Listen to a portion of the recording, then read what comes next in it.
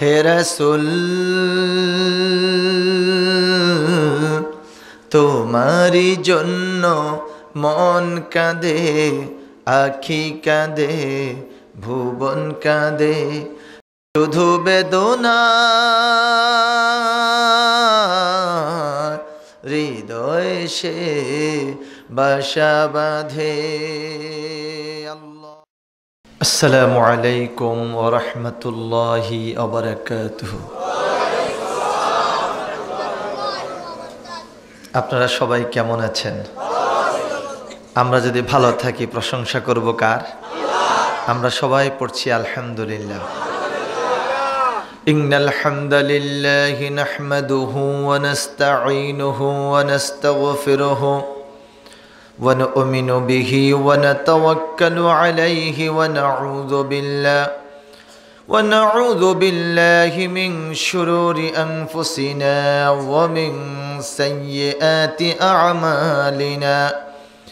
من يهد الله فلا مضل له ومن يضلله فلا هادي له ونشهد أن لا إله إلا الله وحده لا شريك له ونشهد أن محمدا عبده ورسوله الذي أرسله بالحق بشيرا ونذيرا وداعيا إلى الله بإذنه وسراجا منيرا.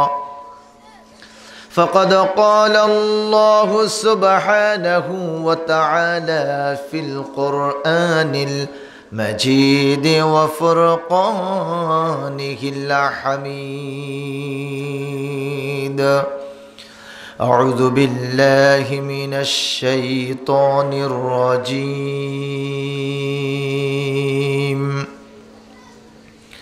بسم الله الرحمن الرحيم. يا أيها الذين آمنوا اتقوا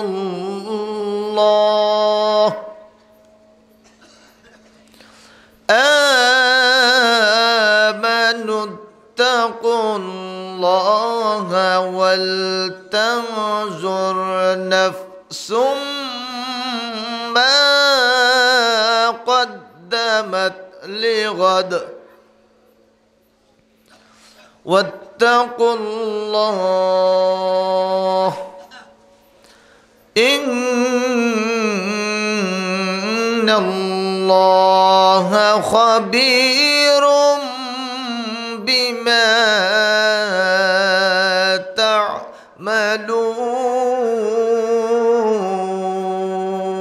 تعملون.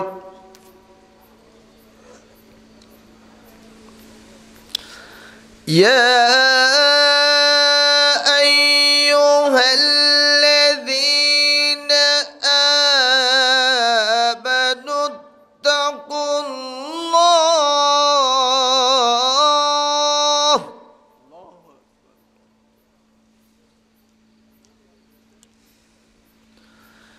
يا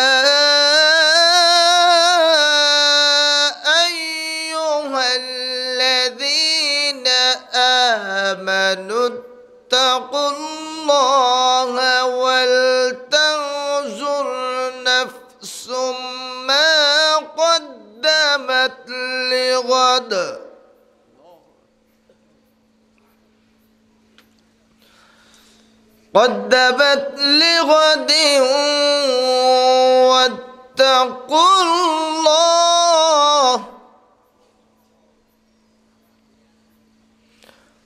واتقوا الله إن الله خبير بما تعملون. صدق الله العظيم. ومن حديث النبوية صلى الله عليه وسلم عن عبد الله بن مسعود رضي الله تعالى عنه قال قال رسول الله صلى الله عليه وسلم لا تزول قدم ابن آدم حتى يسأل عن 5 عن عمره فيما أفناه وعن شبابه فيما أبلاه وعن ماله من أين اكتسبه وفيما أنفقه وما عمل فيما علم. رواه الترمذي وصدق رسوله النبي الكريم. وقال الله سبحانه وتعالى في شان حبيبه ورسوله آمرا ومخبرا إن الله وملائكته يصلون على النبي يا أيها الذين آمنوا صلوا عليه وسلموا تسليما. সোনাইছড়ি ইসলামী সমাজ কল্যাণ পরিষদের উদ্যোগে আয়োজিত শাহ সুফি হযরত মাওলানা মরহুম ফজলুর রহমান রহমতুল্লাহ আলাইহির স্মরণে আজকের এই ইসালে সওয়াব উপলক্ষে ৮ম বার্ষিক সিরাতুন নবী সাল্লাল্লাহু আলাইহি ওয়াসাল্লাম মাহফিলের সম্মানিত সভাপতি বিশিষ্ট আলেমে দ্বীন অধ্যক্ষ হযরত মাওলানা আহমদ ফারুক আজাদ সাহেব আতাল্লাহু উমরাহু বারাকাল্লাহু ফি হায়াতি এতক্ষণ পর্যন্ত গুরুত্বপূর্ণ আলোচনা পেশ করেছেন বিশিষ্ট আলেমে দ্বীন তাফহিমুল কোরআন মাদ্রাসার সুযোগ্য সম্মানিত আরবি প্রভাষক হযরতুল আল্লাম জনাব হযরত মাওলানা জয়নুল আবেদিন সাহেব। তার আগে আলোচনা রেখেছেন চট্টগ্রামের বাঁশখালী থেকে আগত বিশিষ্ট আলেমে দ্বীন হযরতুল আল্লাম জনাব হযরত মাওলানা আখতারুজ্জামান সাহেব। আল্লাহ পাক তাদের প্রত্যেকের এই বয়ান, প্রত্যেকের আলোচনা, প্রত্যেকের তাফসীরকে কবুল করুন। আমরা সবাই বলি আমিন। হাজারাত উলামায়ে কেরাম, সম্মানিত মেহমান বৃন্দ, এই এলাকা এবং আশেপাশের এলাকা থেকে আগত সমবেত কোরআন প্রেমিক আল্লাহ পাকের প্রিয় বান্দা, সম্মানিত মুসল্লিয়ানি কেরাম, আমার শ্রদ্ধেয় মুরব্বিয়ানে ইজম, বয়স বড় ভাইয়েরা, সমবয়সী বন্ধুগণ, একান্ত প্রিয় যুবকেরা, আমার স্নেহের তরুণ শিশু এবং কিশোরেরা, পর্দার আড়ালের সম্মানিতা শ্রদ্ধেয়া মা বোনেরা এবং একান্ত স্নেহাস্পদ সন্তান তুল্য প্রিয় মেয়েরা, আলোচনার শুরুতেই রব্বুল আলামিনের শুকর গুজার হচ্ছি, যেই মহামনিব মহান মালিক আল্লাহ পাক আল্লাহ সুবহানাহু ওয়া তাআলা তার সুবিশাল নীল আকাশের নিচে সুবিস্তীর্ণ সবুজ জমিনের উপর আজকের এই সিরাতুন নবী সাল্লাল্লাহু আলাইহি ওয়াসাল্লাম মাহফিলে এসে বসার, কোরআনুল কারীম থেকে কিছু কথা বলার এবং শোনার তৌফিক দান করেছেন। আমরা সেই মাবুদের শুকরিয়া আদায় করছি। সবাই পড়ি আলহামদুলিল্লাহ। আমরা জান্নাতের বাগানে আসতে পেরেছি, জান্নাতের বাগানে এসে বসার সুযোগ পেয়েছি, আমাদেরকে এই তৌফিক দিয়েছেন কে? আমরা কি সবাই খুশি? সেই জন্য সবাই খুশি? অল্প খুশি না বেশি খুশি? যেই রব্বুল আলামিন আমাদেরকে খুশি করেছেন, আমরা আমাদের সেই রব, সেই মালিক, আমাদের প্রভু পাক পরওয়ারদিগার আলম, আমরা সেই আল্লাহ পাককে খুশি করতে চাই। রাজি আছেন সবাই? তাহলে সকল প্রকার হীনমন্যতা, সকল প্রকার জড়তা, সকল প্রকার দুর্বলতাকে ঝেড়ে ফেলে দিয়ে, হৃদয়ের সবটুকুন আবেগ উজাড় করে, কণ্ঠ ছেড়ে দিয়ে, ভালোবাসা দিয়ে, প্রাণ খুলে মহব্বতের সাথে আমরা সবাই পড়ছি আলহামদুলিল্লাহ।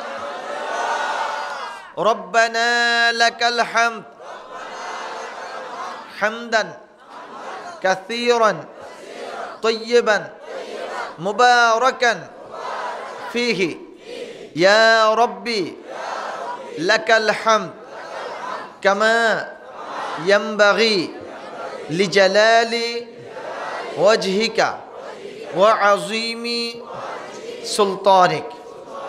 আমরা রাসূল করিম সাল্লাল্লাহু আলাইহি ওয়াসাল্লামের শিখানো ভাষায়, হুজুরে পাক সাল্লাল্লাহু আলাইহি ওয়াসাল্লামের শিখানো পদ্ধতিতে আল্লাহ রাব্বুল আলামিনের প্রশংসা করলাম, তারিফ করলাম, হামদ করলাম, সানা করলাম। আল্লাহ পাক কবুল করুন। আমরা সবাই বলি আমিন। সুধী মণ্ডলী, আমি আপনাদের খেদমতে ঐশী গ্রন্থ, মহাগ্রন্থ, এই পৃথিবীর সর্বশ্রেষ্ঠ কিতাব, সেই কিতাবখানার নাম কি? আল কোরআন। মাশাআল্লাহ, আমি বলার আগে আপনারা বলেছেন। মহাগ্রন্থ আল কোরআন থেকে কোরআনুল কারীমের 28 পারায় একটা সূরা আছে, সূরাটার নাম হচ্ছে সূরাতুল হাশর। সেই সূরা হাশরের 18 নম্বর আয়াতে কারীমা তেলাওয়াত করেছি। রাসূল সাল্লাল্লাহু আলাইহি ওয়াসাল্লামের অসংখ্য হাদিস থেকে তিরমিজি শরীফের একখানা হাদিস আমি আপনাদের সামনে পেশ করেছি। আমি আমার ক্ষুদ্র জ্ঞানে আল্লাহ পাক রব্বুল আলামিন আমাকে যতটুকু তৌফিক দান করেন, আমি কিছু কথা বলার জন্য চেষ্টা করব ইনশাআল্লাহ তাআলা। কষ্ট করে বসেছেন, আমি সকলকে অনুরোধ করব মনোযোগ সহকারে কথাগুলো শোনার জন্য। আল্লাহ পাক আমাদেরকে তৌফিক দান করুন। আমরা সবাই বলি আমিন।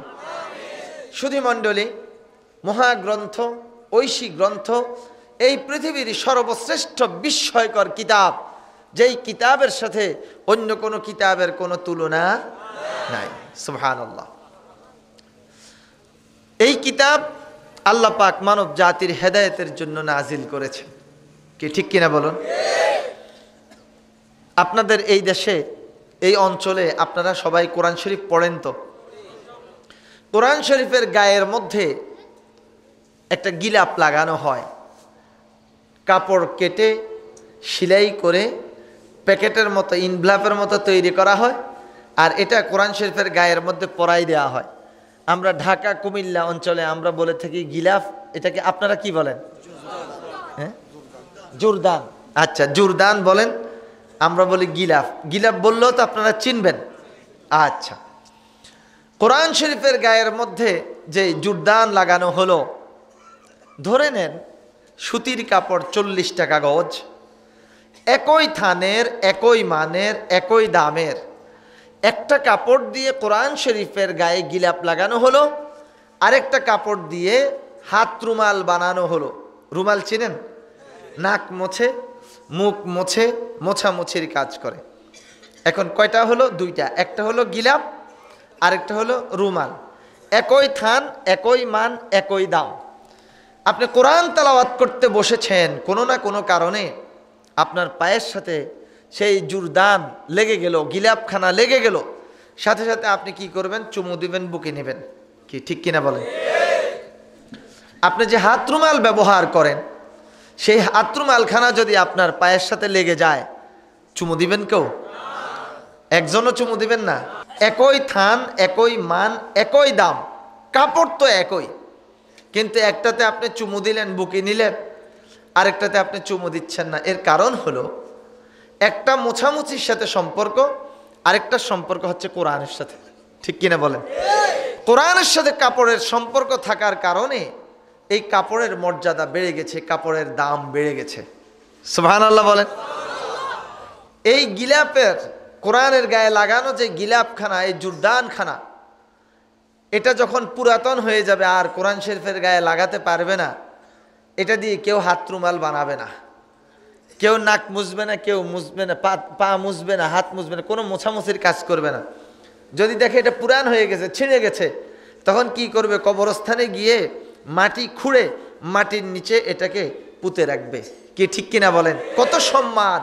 আমার বন্ধুগণ, কোন কাপড়ের মর্যাদা বাড়ানোর জন্য, কাপড়ের হেদায়েতের জন্য, কাপড়ের দিক নির্দেশনার জন্য আল্লাহ রাব্বুল আলামিন কোরআনুল কারীম নাজিল করেন নাই, বরং আল্লাহ পাক রব্বুল আলামিন কোরআন নাজিল করেছেন আমাদের মতো আশরাফুল মাখলুকাত এই মানব জাতির হেদায়েতের জন্য। ঠিক কিনা বলো? আমাদের আসল ঠিকানা ছিল জান্নাত। কোথায় ছিল?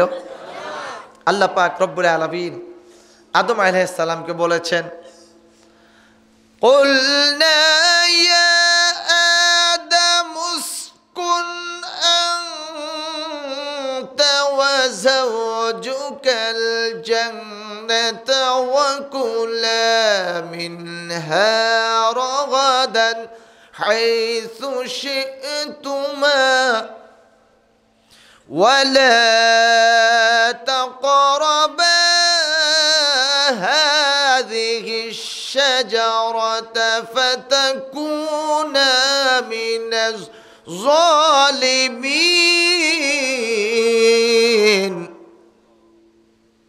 কোরআন কি ভালো লাগে? আপনাদের মধ্যে কি কোরআনের মহব্বত আছে? তাহলে আপনাদের জবান দিয়ে আল্লাহু আকবার বের হলো না কেন? একটু প্রাণ খুলে বলেন তো। এই তো ইমানদারের মতো মনে হচ্ছে। ইমানদার ব্যক্তিরা যখন কোরআন শুনবে তখন তাদের ঈমানটা বেড়ে যাবে। ঠিক কিনা বলুন? وَإِذَا تُلِيَتْ عَلَيْهِمْ آيَاتُهُ زَادَتْهُمْ إِيمَانًا وَعَلَى رَبِّهِمْ يَتَوَكَّلُونَ।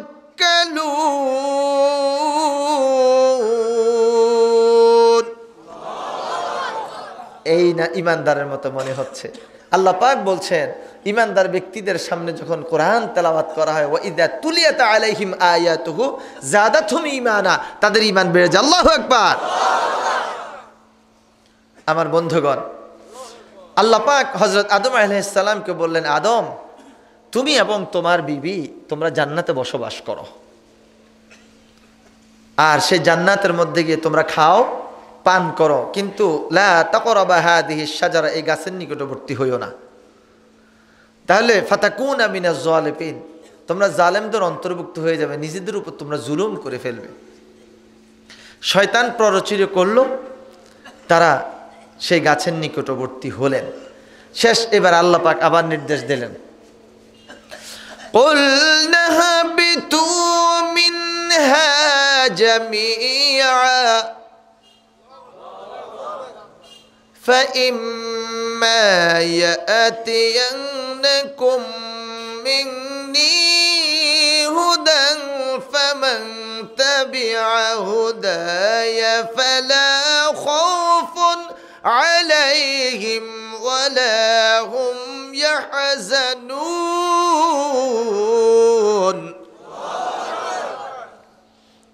আল্লাহ পাক বললেন, আদম তুমি তোমার বিবিকে নিয়ে তোমরা সবাই এই জান্নাত থেকে বের হয়ে যাও। বের হওয়ার পর আমি তোমাদেরকে এমনিতেই ছেড়ে দেব না, তোমাদের জন্য আমার পক্ষ থেকে দিক নির্দেশনা যাবে, হেদায়েত যাবে।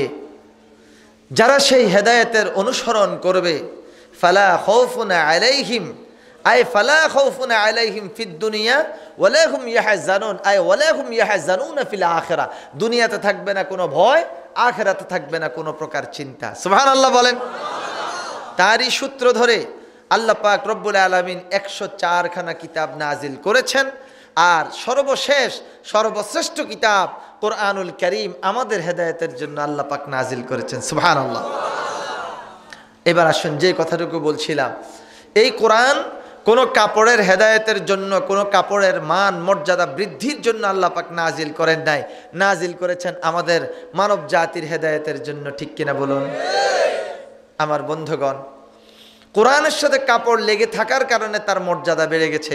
যে মানব জাতির হেদায়েতের জন্য আল্লাহ পাক কোরআন নাজিল করেছেন, এই মানব জাতি যদি কোরআনের সাথে সম্পর্ক রাখে, তাহলে এই মানব জাতির সম্মান বাড়বে না কমবে? মর্যাদা বাড়বে না কমবে? এইদিকে যারা আছেন আপনারা মনে হয় একমত নয়, বাড়বে না কমবে? আমার বন্ধুগণ, আসুন আমরা আমাদের মূল আলোচনার দিকে যেতে চাই। কোরআনুল কারীমের সূরা হাশর আয়াত নাম্বার 18। সূরাটার নাম কি বলেছি?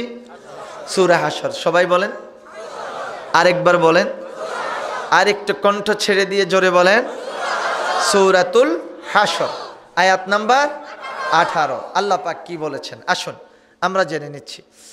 আল্লাহ রাব্বুল আলামিন বলছেন, ইয়া আইয়ুহাল্লাযীনা আমানুত্তাকুল্লাহ, হে ঈমানদাররা তোমরা আল্লাহকে ভয় করো। ওয়াল তানজুরু নাফসুম মা কদ্দামাত লিগাদ, আর তোমাদের প্রত্যেকটি আত্মার ভেবে দেখা উচিত আগামী দিনের জন্য তোমরা কি প্রেরণ করছো। ওয়াত্তাকুল্লাহ, তোমরা আল্লাহকে ভয় করো। ইন্নাল্লাহা খাবীরুম বিমা তা'মালুন, তোমরা যা করছো এই সম্পর্কে আল্লাহ রাব্বুল আলামিন অধিক খবর রাখেন। সুবহানাল্লাহ বলেন। এই হলো সরল অনুবাদ। এই আয়াত দিয়ে আমরা তিনটা জিনিস পাচ্ছি, একটা হলো ঈমান, আরেকটা হলো তাকওয়া, আরেকটা হলো আখিরাতের প্রস্তুতি। কয়টা বিষয়? তিনটা বিষয়। আমরা পর্যায়ক্রমে সেই দিকে যাচ্ছি। বন্ধুগণ, আখিরাতের বিষয়টা এমন একটা বিষয়, এই দুনিয়াতে আমরা চলাচল করছি, চলাফেরা করছি, আমাদের মতো অসংখ্য লোক এই দুনিয়াতে এসেছেন, ঘর সংসার করেছেন, হাট বাজার করেছেন, অনেক কিছু করেছেন, কিন্তু অনেকেই দুনিয়ার বুকে নেই, দুনিয়ার মায়া ত্যাগ করে অন্ধকার কবরে চলে গেছেন। ঠিক কিনা বলুন? আমার বন্ধুগণ, যারা এই অন্ধকার কবরে চলে গেছেন, সেই অন্ধকার কবরে তাদেরকে রেখে আসার পর আজ পর্যন্ত তাদের কোনো খোঁজ খবর নেওয়া গেল না, তারাও কোনো খোঁজ খবর দিতে পারেন নাই, আমরাও কোনো খোঁজ খবর নিতে পারি নাই, আর কোনোদিন খোঁজ খবর নিতেও পারবো না, তারাও কোনো খোঁজ খবর দিতে পারবে না। ঠিক কিনা বলুন? সেই অন্ধকার কবরের উদ্দেশ্যে আমাদের কি যেতে হবে কিনা বলুন? যদি সেই অন্ধকার কবরে আমাদের যাওয়ার ব্যাপারে ঈমান থাকে, সেই অন্ধকার কবরে যদি আমরা শান্তি লাভ করতে চাই, আখিরাতে যদি আমরা মুক্তি লাভ করতে চাই, তাহলে দুনিয়াতে একটাই মাত্র কিতাব কোরআনুল কারীম, তার অনুসরণ করতে হবে। ঠিক কিনা বলো? আজকে এমন একটা পরিস্থিতি আমরা মোকাবেলা করছি, কোনো গানের অনুষ্ঠান হবে, পূজার অনুষ্ঠান হবে, অনুমতির কোনো প্রয়োজন নাই, কিন্তু কোরআনের মাহফিল হবে, সেই জায়গাতে অনুমতির জন্য দৌড়াইতে দৌড়াইতে অবস্থা খারাপ হয়ে যায়। ঠিক কিনা বলুন? এমন একটা পরিবেশ পরিস্থিতি আমরা মোকাবেলা করছি, গান বাদ্যের অনুষ্ঠানে, পূজার অনুষ্ঠানে কোনো 144 ধারা নাই, কিন্তু পৃথিবীর দ্বিতীয় বৃহত্তম মুসলিম দেশ, আউলিয়া ইকরামের দেশ, উলামা ইকরামের দেশ, হযরত শাহজালাল রহমতুল্লাহ আলাইহির দেশ, হযরত শাহপরান রহমতুল্লাহ আলাইহির দেশ, হযরত বাইজিদ বুস্তামি রহমতুল্লাহ আলাইহির দেশ, হযরত আমানত শাহ রহমতুল্লাহ আলাইহির দেশ, হযরত শাহ মকদুম রহমতুল্লাহ আলাইহির দেশ, হযরত খানজাহান আলী রহমতুল্লাহ আলাইহির দেশ, হযরত খাজা শাইখ শরফুদ্দিন রহমতুল্লাহ আলাইহির দেশ, অসংখ্য আউলিয়া ইকরাম যেই দেশের মাটির নিচে শুয়ে আছেন, সেই অলি আল্লাহদের দেশে আজকে কোরআনের কথা বলতে গেলে সেখানে 144 দ্বারা জারি হয়ে যায়। আমার ভাইয়েরা, আমার বন্ধুরা, আল্লাহ পাক রব্বুল আলামিন যতদিন আমাদেরকে বাঁচায় রাখেন, যতদিন আমাদের বুকের মধ্যে তাজা রক্ত থাকে, কোরআন বিদ্বেষীরা কোরআনের বিরুদ্ধে যতই ষড়যন্ত্র করুক না কেন, আমরা এই কোরআনকে সামনে রেখে, এই কোরআনকে বুকে নিয়ে আমরা বাঁচতে চাই। রাজি আছেন? সবাই রাজি আছেন? কে কে রাজি আছেন দুটো হাত তুলে আল্লাহকে দেখান। আল্লাহু আকবার।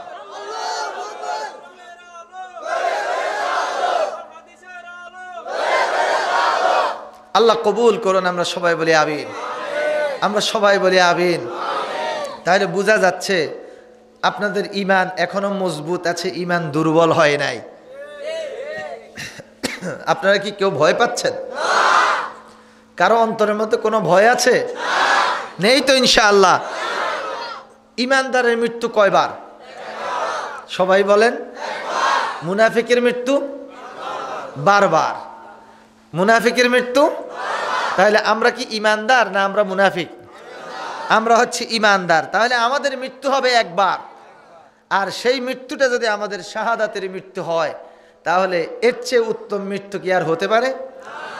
আল্লাহ পাক আমাদের সকলকে তার দ্বীনের জন্য কবুল করুন। আমরা সবাই বলি আমিন। দুনিয়ার মায়া ত্যাগ করে আজ হোক কাল হোক, একদিন না একদিন আমাদের সকলকে দুনিয়া থেকে বিদায় নিতে হবে, মরতেই হবে। সেই মৃত্যুর প্রস্তুতি, আখিরাতের প্রস্তুতি আমাদের এই দুনিয়ার বুকেই নিতে হবে। দুনিয়া থেকে বিদায় নেওয়ার পর কবরে গিয়ে এই প্রস্তুতি গ্রহণ করার আর কোনো সুযোগ থাকবে না, ঠিক কিনা বলো? আমার ভাইয়েরা, কখন কার মৃত্যু চলে আসবে সেই বিষয়টাও আমরা জানি না, কখন কার হায়াত শেষ হয়ে যাবে তাও আমরা জানি না। ইমাম গাজ্জালী রহমতুল্লাহ আলাইহি ইহইয়াউল উলুম নামক গ্রন্থে কত চমৎকার করে একটা উদাহরণ দিয়েছেন। এক ব্যক্তি রাস্তা দিয়ে হেঁটে যাচ্ছেন, রাস্তা চিনেন? রাস্তা দিয়ে হেঁটে যাচ্ছেন, পেছনের দিকে তাকায় দেখলেন একটা সিংহ তাকে ধাওয়া করছে। সিংহ চিনেন আপনারা? এমন হিংস্র প্রাণী, সেই একটা সিংহ অন্তত 10-15 জন লোককে এমনি মেরে ফেলতে পারবে, এত শক্তিশালী প্রাণী। আর সেই সিংহের সাথে কোনো মানুষের পক্ষে দৌড় দিয়ে সম্ভব নয় পার হওয়া। যখন নজর পড়ল সিংহের দিকে, তিনি চিন্তা করলেন এই সিংহের সাথে তো আমি দৌড়াই পারবো না। একটু দৌড়ে সামনে দেখতে পেল একটা কুয়া, কোথাও বলে কুয়া, কোথাও বলে ইন্দ্রা। আপনারা কক্সবাজারবাসী কি বলেন আমি জানি না। কুয়া, রিং চাক্কি দিয়ে এরপরে গোল করে গভীর করে নিচের থেকে বালতি দিয়ে পানি ওঠায়, চিনতে পেরেছেন? চাক্কি দিয়ে এরপরে বালতি দিয়ে পানি ওঠায়। আচ্ছা, আমরা বলি কুয়া, কোথাও বলে ইন্দ্রা। এখন সেই লোক, ওইটার উপরে তো বালতি ঝুলানো থাকে, ওই রশি ধরে নিচে নেমে গেছে সিংহের আক্রমণ থেকে বাঁচার জন্য। নিচে যখন নেমে গেল, গভীর তলদেশে দেখতে পেল অনেকগুলো সাপ এইভাবে সবল ধরে আছে। উপরের দিকে তাকালো, উপরের দিকে তাকায় দেখতে পেল সিংহটা এখনো বসে আছে। সেই ব্যক্তি অপেক্ষা করছে, আমি তো এমন এক বিপদের মধ্যে পড়ে গেলাম, উপরে সিংহ নিচে সাপ, আমি কি করব, কোন দিকে যাব? বিপদের উপর বিপদ, ঠিক কিনা বলুন? কিছুক্ষণ অপেক্ষা করার পর আবার উপরের দিকে তাকালো, দেখি সিংহটা এখান থেকে বিদায় হয়েছে কিনা। দেখে যে না, সিংহ বিদায় হয় নাই, সিংহ এখনো রয়ে গেছে। কিন্তু তিনি যেই রশি ধরে ঝুলন্ত ঝুলছেন, সেই রশির মধ্যে দুটো ইঁদুর বসে আছে। ইঁদুর, একটা ইঁদুর হলো সাদা, আরেকটা ইঁদুর হলো কালো। দুইটা ইঁদুর বসে আছে। এখন আল্লাহর বান্দা আরো চিন্তায় পড়ে গেল যে ইঁদুরগুলো এখানে বসে আছে, কি যেন করে। কিছুক্ষণ পর আবার তাকালো, তাকায় দেখতে পেল সাদা ইঁদুর এবং কালো ইঁদুর দুইটা মিলে যুক্তি করে যেই রশিতে উনি ঝুলে আছেন সেই রশিটা কেটে দিচ্ছে। এখন রশিটা যদি কেটে দেয় তাহলে পড়বে নিচে, আর নিচে কি রয়েছে? সাপ। মাশাআল্লাহ, আপনারা সবাই খুব মনোযোগ সহকারে শুনছেন। আল্লাহ কবুল করেন আপনাদের সকলকে। উপরে কি আছে? সিংহ। উপরে সিংহ, নিচে সাপ। যেই রশি ধরে তিনি ঝুলছেন, রশির মধ্যে দুটো জিনিস বসে আছে। কি কি রঙের? সাদা এবং কালো। এখন মুসিবতের উপর মুসিবত, বিপদের উপরে বিপদ। সেই লোক ভাবছেন কি হবে।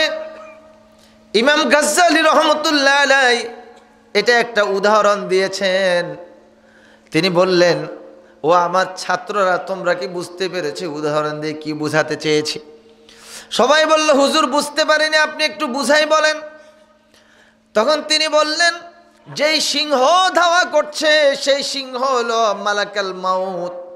প্রত্যেকটা মানুষের পিছনেই মালাকাল মাউত হযরত আজরাইল আলাইহিস সালাম অপেক্ষমান লেগে আছেন। কখন আমাদের জান কবজ করবে? রব্বুল আলামিন আমাদের জান কবজ করার জন্য নির্দেশ দেবেন, সাথে সাথেই মালাকাল মাউত জান কবজ করবেন। আমরা যখন টেলিভিশনে অনুষ্ঠান করি তখন সব স্ট্যান্ড বাই রেডি। প্রডিউসার সাহেব বলতে থাকেন 5 4 3 2 1 0 0 0 অ্যাকশন। যখন তিনি অ্যাকশন বলেন, বলার সাথে সাথে আমরা নাহমাদুহু ওয়া নুসাল্লি আলা রাসূলিহিল কারীম, আমরা আলোচনা শুরু করে দেই। আমার বন্ধুগণ, উনি অর্ডার দেন, অ্যাকশন, সাথে সাথে আমরা আলোচনা শুরু করে দিই। মালাকাল মউত হযরত আজরাইল আলাইহিস সালাম স্ট্যান্ড বাই, প্রস্তুত। রব্বুল আলামিন শুধু বলবেন যে অ্যাকশন, মালাকাল মউত সাথে সাথে অ্যাকশন করে ফেলবে, জান কবজ করে ফেলবে। ঠিক কিনা বলুন? আল্লাহ পাক কোরআনুল কারীমের সূরা আল আরাফে বলেছেন, আমাদের প্রত্যেকটা মানুষের জন্য মৃত্যুর একটা নির্ধারিত সময় রয়েছে। এই সময়টুকু যখন চলে আসবে, একটা মুহূর্তের জন্য আমরা কেউ আগাতেও পারবো না, পিছাতেও পারবো না।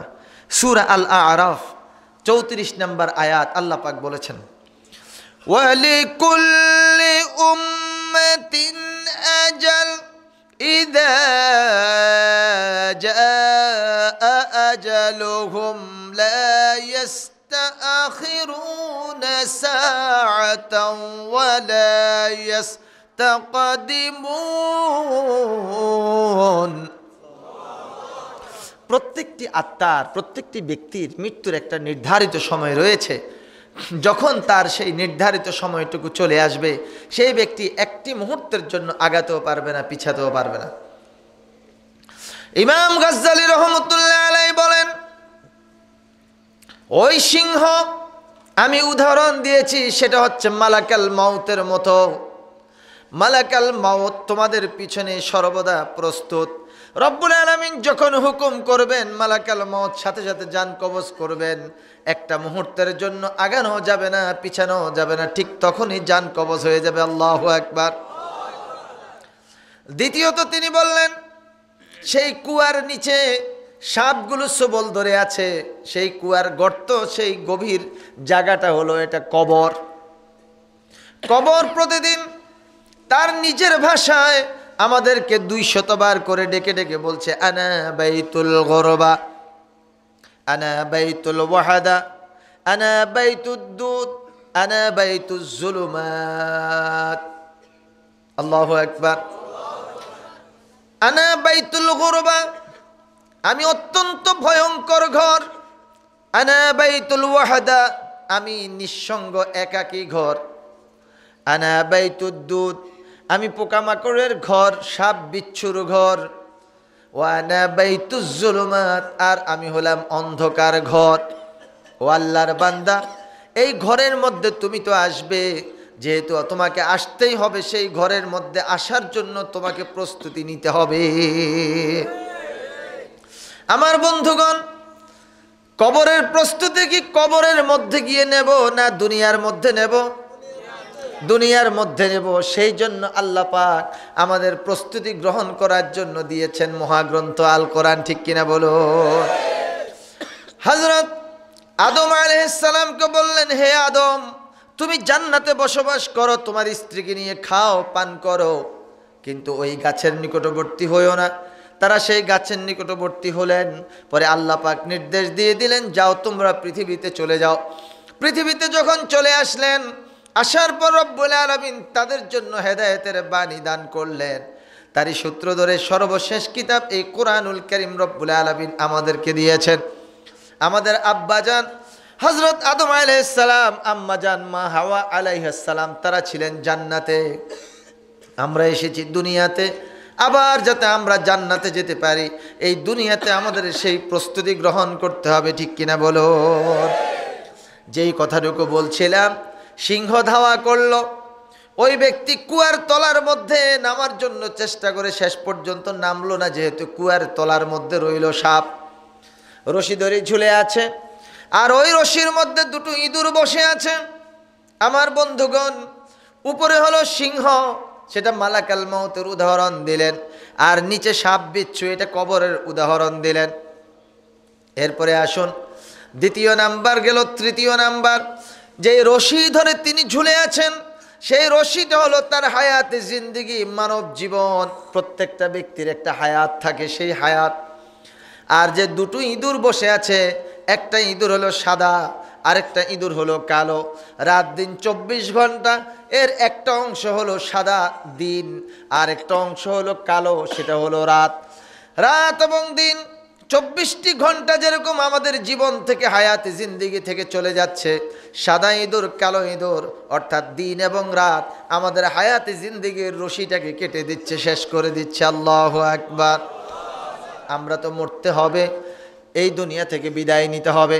যেহেতু এই দুনিয়া থেকে বিদায় নিতে হবে, আমার বাবারা, ভাইয়েরা, আমার বন্ধুরা, আমরা এই দুনিয়ার বুকেই সেই আখিরাতের জন্য, পরকালের জন্য প্রস্তুতি গ্রহণ করতে হবে। ঠিক কিনা বলুন? হুজুর, মালাকাল মাউত যদি আমার জান কবজ করার জন্য আসে, আমি সুদৃঢ় দুর্গের মধ্যে, কঠিন একটা বিল্ডিংয়ের মধ্যে গিয়ে আশ্রয় গ্রহণ করব, মালাকাল মাউত সেখানে গিয়ে আমাকে ধরতে পারবে না। কি পারবে নাকি? পারবে না। কি পারবে? কেউ বলে পারবে না।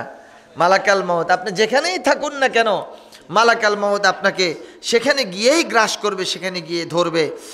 সূরা নিসা, আল্লাহ পাক বলেছেন সূরা নিসার ৭৮ নম্বর আয়াতে, আইনামা তাকুনু ইউদরিকুমুল মাউতু ওয়ালাউ কুনতুম ফি বুরুজিম মুশাইয়াদা।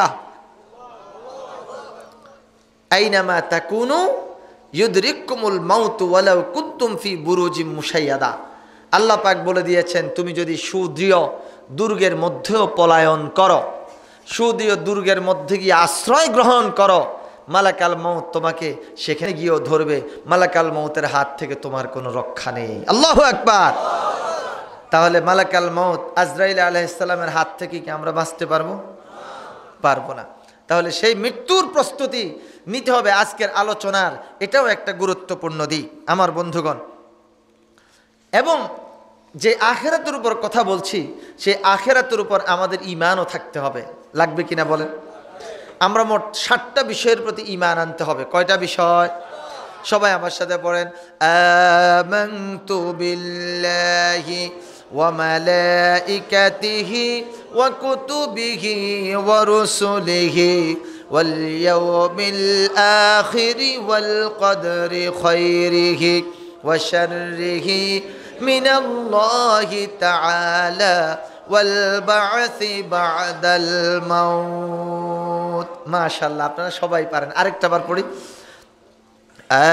আমানতু বিল্লাহি ওয়া মালাইকাতিহি ওয়া কুতুবিহি ওয়া রুসুলিহি ওয়াল ইয়াউমিল আখিরি ওয়াল কদরি খায়রিহি ওয়া শাররিহি মিনাল্লাহি তাআলা ওয়াল বা'সি বা'দাল মাউত। এখানে ওয়াবিল ইয়াউমিল আখিরি, আখিরাতের প্রতি ঈমান এনেছি, এই ঘোষণা আমরা দিয়েছি কিনা বলেন? আল্লাহ রাব্বুল আলামিন কুরআনুল কারীমের সূরা বাকারার ৪র্থ নম্বর আয়াতে বলেছেন, ওয়াবিল আখিরাতি হুম ইউকিনুন। আর তারা আখিরাতের প্রতি দৃঢ় বিশ্বাস রাখবে, ঈমান রাখবে। আপনাদের কি কষ্ট হয়? যদি 2 ঘন্টা চলে অসুবিধা হবে না তো? আচ্ছা, আমি খুব দীর্ঘ আলোচনা করতে অভ্যস্ত নয়। আপনাদের ধৈর্য যতক্ষণ থাকে ততক্ষণে আলোচনা রাখবো। যদি দেখি যে আপনাদের ধৈর্যের বাঁধ ভেঙে গেছে, আমিও আলোচনা শেষ করে দেব ইনশাআল্লাহ। এক ব্যক্তি চক্ষু বন্ধ করে ওয়াজ করতেন, চোখ বন্ধ করে ওয়াজ করতেছেন সারা রাত। যখন ফজরের আজান হয়ে গেল, তখন তিনি চোখ খুললেন। চোখ খুলে দেখেন যে সামনে একজন লোকও নাই, কেউ নেই। এরপরে তিনি বাম পাশে তাকায় দেখলেন যে একজন লোক বসে আছে। বলে, বাবা, এখানে হাজার হাজার লোক আসছিল, এর মধ্যে তুমি অনেক ভালো। বলে যে, না বাবা, ভালো মন্দ জানি না, আমিও চলে যেতাম, কিন্তু আমি তো মাইক অপারেটর, আমি যদি মাইক রেখে চলে যাই আমার মাইক দেখাশোনা করবে কে? তা আমি চক্ষু বন্ধ করে এত দীর্ঘ সময় আপনাদের সামনে আলোচনা করে আপনাদেরকে কষ্ট দেব না। নির্ধারিত সময়ের মধ্যে ইনশাআল্লাহুল আজিজ আলোচনা শেষ করব, যাতে করে এই আলোচনা থেকে আপনারা কিছু এখান থেকে গ্রহণ করে নিয়ে যেতে পারেন। আল্লাহ তৌফিক দান করেন বলে আমিন। যেই কথাটুকু বলছিলাম, আমরা সেই আখেরাতের প্রস্তুতি আখেরাতে গিয়ে নেব না দুনিয়াতে নেব? আর সেই আখিরাতের প্রতি আমাদের বিশ্বাস রাখা লাগবে কিনা বলেন? গভীর বিশ্বাস থাকতে হবে। যদি আখিরাতের প্রতি আমাদের দৃঢ় বিশ্বাস থাকে তাহলে দেখবেন যে আমাদের দ্বারা কোনো প্রকার পাপ কাজ হবে না। ঠিক কিনা বলেন? আজকে যারা আলেমদেরকে ধরে ধরে ফাঁসি দিচ্ছে, আলেমদেরকে জেলের মধ্যে আটক করে রেখেছে, এমনও একজন মহান ব্যক্তি আছেন, মহান আলেম আছেন, যিনি শুধু বাংলাদেশ নয় সারা পৃথিবীর বুকে একজন নামকরা আলেম, যিনি সারা পৃথিবীর বুকে কোরআনের দাওয়াত নিয়ে যেতেন। আমাদের সৌভাগ্যক্রমে সে আলেমের জন্ম হয়েছে আমাদের বাংলাদেশে। আপনারা কি ওনাকে চিনেন? বাংলাদেশের এমন একজন আলেম যিনি শুধুমাত্র তিনি কাবা শরীফে ঢুকতে পেরেছেন, আর অন্য কেউ কাবা শরীফে ঢুকার সুযোগ পান নাই। আল্লাহ আমাকে 5 বার কাবা শরীফে নিয়েছে, কিন্তু কাবার দরজাও খুলতে আমি দেখি নাই। অথচ সেই মহান ব্যক্তি, সেই বিশিষ্ট আলেম, তিনি কাবা শরীফে ঢুকার সুযোগ পেয়েছেন, আল্লাহ পাক তাকে কবুল করেছেন। আজকে সেই আলেম কারাবন্দী হয়ে আছে, এটা আমাদের জন্য অত্যন্ত দুঃখজনক। ঠিক কিনা বলুন? আমার বন্ধুগণ, যারা তাকে বন্দী করে রেখেছে, আমরা আমাদের প্রত্যেকটা তাফসীর মাহফিল থেকে দাবি উঠাতে চাই, সেই কোরআনের পাখিটাকে ছেড়ে দেয়া হোক। ঠিক কিনা বলুন? আপনারা কি করতে পারবেন? একটা মুখকে আপনারা বন্ধ করেছেন, 1000 মুখ চালু হয়ে গেছে। ঠিক কিনা বলুন? ভাইরা আমার, একদিক থেকে প্লাস পয়েন্ট, আল্লামা দেলোয়ার হোসেন সাঈদী সাহেবের জবানকে বন্ধ রাখা হয়েছে, কিন্তু আল্লামা দেলোয়ার হোসেন সাঈদীর হাজারো উত্তরসূরি শুধু বাংলাদেশ নয়, এখন বিশ্বব্যাপী কোরআনের দাওয়াত নিয়ে ঘুরে বেড়াচ্ছে। আল্লাহু আকবার। গাছ চিনেন আপনারা? গাছের যদি একটা ঢাল কেটে দেয়া হয়, তাহলে একটা ঢাল কেটে যায়, একটা ঢাল পড়ে যায়, সেই ঢালটা মরে যায়। কিন্তু যেখান দিয়ে ঢালটা কাটা হয়, সেই জায়গা দিয়ে নতুন করে আরো অনেকগুলো ডাল গজায়। ঠিক কিনা বলেন? এক আল্লামা দেলোয়ার হোসেন সাঈদীর জবান বন্ধ করে রাখা হয়েছে, হাজারো দেলোয়ার হোসেন সাঈদীর উত্তরসূরি দেলোয়ার হোসেন সাঈদীর জন্ম হয়ে গেছে। আল্লাহু আকবার। কয়জনের মুখ তোমরা বন্ধ করবে? সম্ভব হবে না। অতএব দাম্ভিকতা প্রদর্শন না করে, গর্ব অহংকার না করে, আখিরাতের চিন্তা মাথায় নিয়ে, আল্লাহ পাককে ভয় করে, আখিরাতকে ভয় করে তোমরা নিজেরা হেদায়েতের রাস্তায় চলে আসো। ঠিক কিনা বলুন? আর না হয় নমরুদ এবং ফেরাউন, কারুন এবং হামান এবং সাদ্দাদের যেই পরিণতি হয়েছে, যারা আজকে আলেম ওলামাদের বিরুদ্ধে এবং ইসলামের কথা বলার অপরাধে যাদেরকে আজকে টর্চার করা হচ্ছে, তোমাদের পরিণতি এর থেকে ভালো কিছু হবে না। আমার বন্ধুগণ, ঠিক কিনা বলুন? ভাইরা আমার, আখিরাতের প্রস্তুতি আমাদের এই দুনিয়ার বুকেই নিতে হবে। কোথায় নিতে হবে? আখিরাতে গিয়ে আর প্রস্তুতি নেওয়ার কোনো সুযোগ থাকবে না। আসুন, এই দুনিয়া আমাদেরকে, দুনিয়ার মায়া আমাদেরকে আখিরাত থেকে ভুলাই রেখেছে। আমরা সামান্য কিছুর লোভে পড়ে আখিরাতকে ভুলে গেছি। আপনাদের এই দিকে কি বর্ষি বায়? বর্ষি? আমি তো আপনাদের চট্টগ্রামের আঞ্চলিক ভাষা জানি না। বর্ষি? ও, বরকি হদ দে, বরকি হদ দে মানে বর্ষি বলে। আচ্ছা, সুন্দর ভাষা। সিলেটের মাতিলে রে বা, ওইটা আরেক রকম। আমি গেলাম, কয় যে হুজুর বক্কা, বসলাম, তো হুজুর খাক্কা। খাক্কা মানে খান। এরপর আমার জিজ্ঞেস করতেছে, হুজুর কোন গু খাইতা রে বা? হুকনা গু খাইতা না ভিজা গু খাইতা? কোন গু খাইতা রে বা? লাল গু খাইতা না কালা গু খাইতা? কিছু বুঝছেন আপনারা? কয় হুজুর আপনি কি শুকনাটা খাবেন না ভিজাটা খাবেন, অর্থাৎ ভাজিটা খাবেন না ঝোলোলাটা খাবেন? এরপর লালগু খাইতা রে বা না কালাগু খাইতা, আপনি কি লালগুলো খাবেন না কালোগুলো খাবেন? এটা হচ্ছে ওনাদের ভাষা। সাবগল উটুক্কা পোতা খাক্কা রে বা। ভাই সাহেব, ঘুম থেকে উঠুন, ভোর রাতের সেহেরি খান। এই হচ্ছে সিলেটের ভাষা। যাক, এক এক অঞ্চলের ভাষা এক এক রকম। এই ভাষা দিয়েছেন কে? আল্লাহ। আপনি যদি চট্টগ্রামের ভাষায় আল্লাহ পাকের কাছে দোয়া করেন, আল্লাহ শুনবেন, দোয়া কবুল করবেন। সিলেটের ভাষায় দোয়া করলে আল্লাহ সেই ভাষাও শুনবেন, বুঝবেন, দোয়া কবুল করবেন। সুবহানাল্লাহ বলেন। আমার ভাইয়েরা, বড়শির কথা বলছিলাম। বড়শি, আপনারা বলেন বরকি। বরকি এটা দিয়ে কি করে? মাছ ধরে। বড়শির মুখের মধ্যে খাবার দিয়ে দেয়া হয়, এটাকে আমরা বলি আধার। আধার মাছ খাওয়ার জন্য, মাছে যাতে খেতে পারে।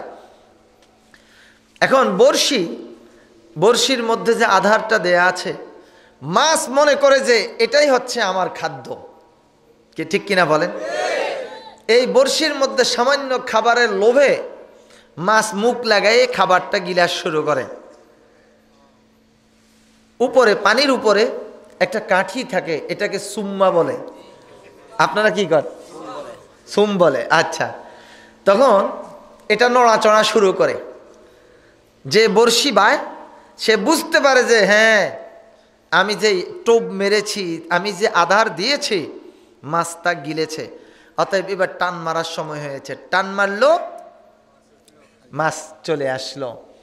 মাছ যদি জানতো এই বড়শির যে আধার, এটা তো আসলে আমাকে খাওয়ার জন্য দেয় না, এটা আমাকে মারার জন্য দিয়েছে। ঠিক কিনা বলেন? আমার বন্ধুগণ, এই দুনিয়ার লোভ লালসা, দুনিয়ার নাজ নিয়ামত রব্বুল আলামিন আমাদেরকে দিয়ে পরীক্ষা করছেন। আমার বান্দা এই বড়শির আধারের মতো এই দুনিয়ার লোভে পড়ে যায় কিনা। দুনিয়ার লোভে পড়ে যদি সে আধার গিলতে থাকে, আখেরাতের কথা ভুলে যায়, তাইলে এই বান্দার জন্য আখেরাতে গিয়ে জাহান্নাম ছাড়া আর কিছু থাকবে না। আল্লাহু আকবার।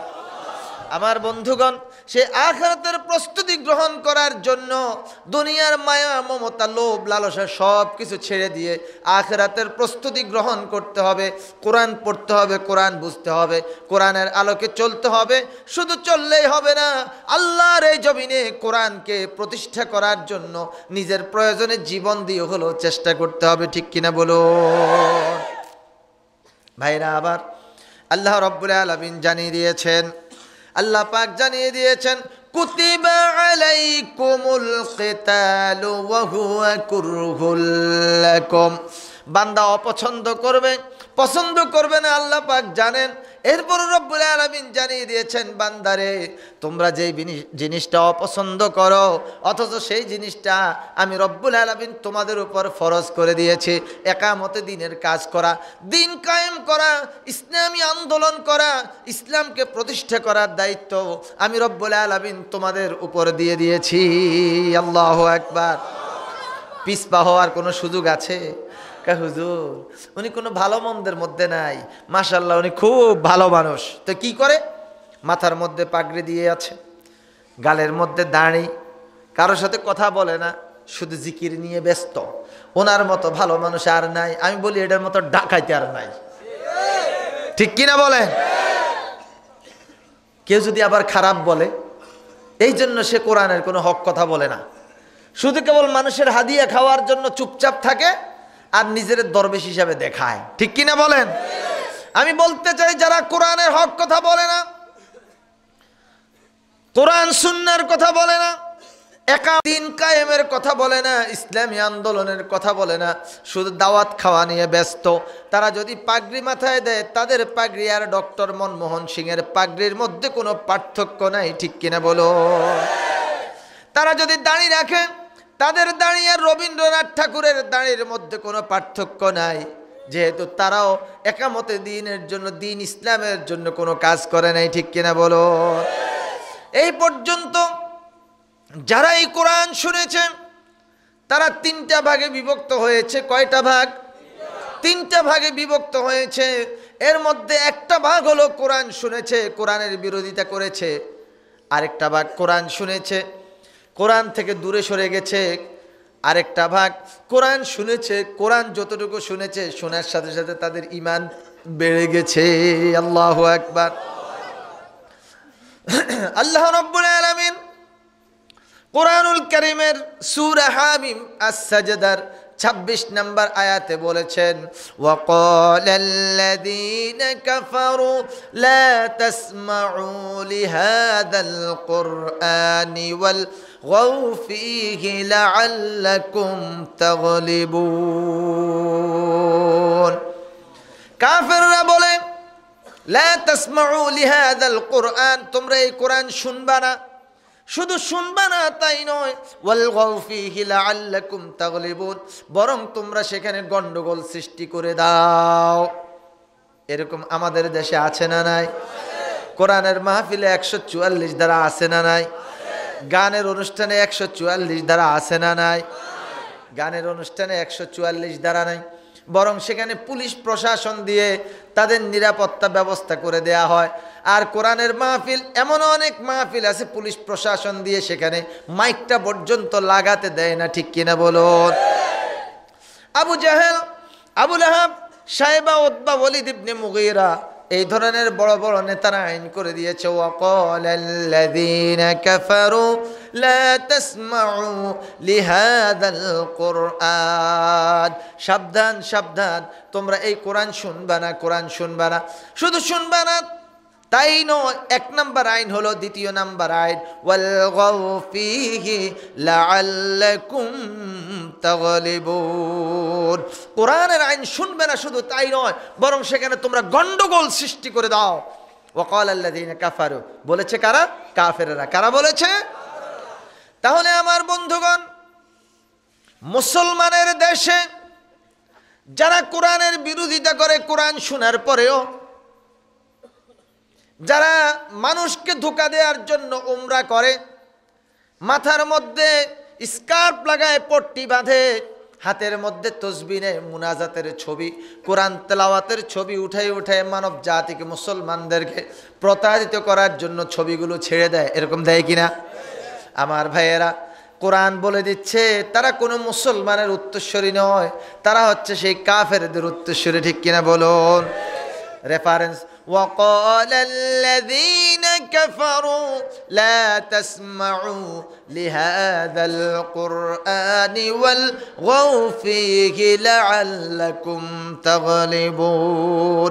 বিশ্বনবী, নবীকুলের শিরোমণি, রাহমাতুল্লিল আলামিন, সাইয়্যিদুল মুরসালিন, হযরত নবী মুহাম্মদুর রাসূলুল্লাহ সাল্লাল্লাহু আলাইহি ওয়াসাল্লাম যখন কোরআনের দাওয়াত দেয়া শুরু করলেন, কাফের মুশরিকেরা বাধা দেয়া শুরু করলো। এমনকি শেষ পর্যন্ত দয়ার নবী রাহমাতুল্লিল আলামিন, সাইয়্যিদুল মুরসালিন, হুজুরে পাক সাল্লাল্লাহু আলাইহি ওয়াসাল্লামকে হত্যা করার জন্য পর্যন্ত পরিকল্পনা গ্রহণ করেছে, ঠিক কিনা বলুন? আজকে আমাদের নবী আমাদের কাছে নাই, কিন্তু কোরআন আমাদের কাছে আছে না নাই? আমার বন্ধুগণ, আবু জেহেল, আবু লাহাব আমাদের কাছে নাই, কিন্তু কোরআনের বিরোধিতা আছে না নাই? তাহলে বোঝা গেল আমাদের নবী নাই আমাদের কাছে, আবু জেহেল, আবু লাহাব, কাফের মুশরিকদের কাছে নাই, কোরআন আমাদের কাছে আছে। কিন্তু এখন বর্তমানে যারা কোরআনের বিরোধিতা করে, কোরআনের মাহফিলের বিরোধিতা করে, কোরআনের রাজ কায়েম হওয়ার বিরোধিতা করে, ওই সমস্ত ব্যক্তিরা আবু জেহেল এবং আবু লাহাবের নাতি অথবা পন্থী, তাদের উত্তরসূরি, ঠিক কিনা বলুন? এই গেল একটা শ্রেণী। আরেকটা শ্রেণীর ব্যাপারে কোরআনুল কারীমে সূরাতুন নিসার 61 নম্বর আয়াতে আল্লাহ পাক বলেছেন, আমার বন্ধুগণ, আপনারা কি কেউ রাগ হচ্ছেন? আমি তো আমার কথা বলিনি, আমি কোরআনের কথা বলতেছি, কি ঠিক কিনা বলেন? কিসের কথা বলছি? কোনো মুসলমান কি কোরআনের কথা রাগ করতে পারে? কোনো মুসলমান কোরআনের কথা রাগ করতে পারে না। বরং ওই মুসলমানের সাথে যদি কোরআনের মিল না থাকে, তাহলে সেই মুসলমান কি করবে? তার জীবনের সাথে কোরআনটাকে মিলাই নেবে, ঠিক কিনা বলেন? আর রাগ করে যদি চলে যায়, যদি কোরআন থেকে দূরে সরে যায়, তাহলে মনে করতে হবে তার মতো দুর্ভাগা আর পোড়াল কোপা দুনিয়ার বুকে নাই, ঠিক কিনা বলেন? আমার বন্ধুগণ, সূরাতুন নিসার 61 নম্বর আয়াতে আল্লাহ পাক বলেছেন, وَإِذَا قِيلَ لَهُمْ تَعَالَوْا إِلَى مَا أَنزَلَ اللَّهُ وَإِلَى الرَّسُولِ رَأَيْتَ الْمُنَافِقِينَ يَصُدُّونَ عَنْكَ صُدُودًا। আল্লাহ পাক বলেছেন, ওগো রাসূল আমার, ওয়াইদা কিলা লাহুম তাআলাও, যখন তাদেরকে ডাকা হয়, আহ্বান করা হয়, তাআলাও আসো, ইলা মা আনজালাল্লাহ, কিসের দিকে আসার জন্য? ইলা মা আনজালাল্লাহ, আল্লাহ পাক রব্বুল আলামিন যা নাজিল করেছেন, যা অবতীর্ণ করেছেন, তোমরা সেই দিকে আসো। রাআইতাল মুনাফিকিনা ইয়াসুদ্দুনা আনকা সুদুদা। আপনি দেখতে পাবেন কোরআনের দিকে এবং আপনি রাসূলের দিকে যদি আহ্বান করা হয়, তখন তারা গাল বাঁকা করে, মুখ বাঁকা করে সেখান থেকে দূরে সরে যায়, বলে আমরা তো ঈমানদার, কিন্তু আপনি যে আহ্বান করছেন এই কাজগুলো করা তো অনেক কঠিন। আমরা মসজিদে বসে বসে আল্লাহ আল্লাহ করব, এর দ্বারা আমাদের জান্নাত পেয়ে যাব। আমরা সবাই বলি নাউযুবিল্লাহ। মসজিদে বসে বসে যদি শুধু আল্লাহ আল্লাহ করলেই জান্নাত পাওয়া যেত, বিশ্বনবী হযরত মুহাম্মদ রাসূলুল্লাহ সাল্লাল্লাহু আলাইহি ওয়াসাল্লাম কাবাকে সামনে রেখে শুধু বসে বসে আল্লাহ আল্লাহই করতেন। কি ঠিক কিনা বলেন? হুজুর সাল্লাল্লাহু আলাইহি ওয়াসাল্লাম কেন দুনিয়াতে আসছেন আল্লাহ পাক জানিয়ে দিয়েছেন।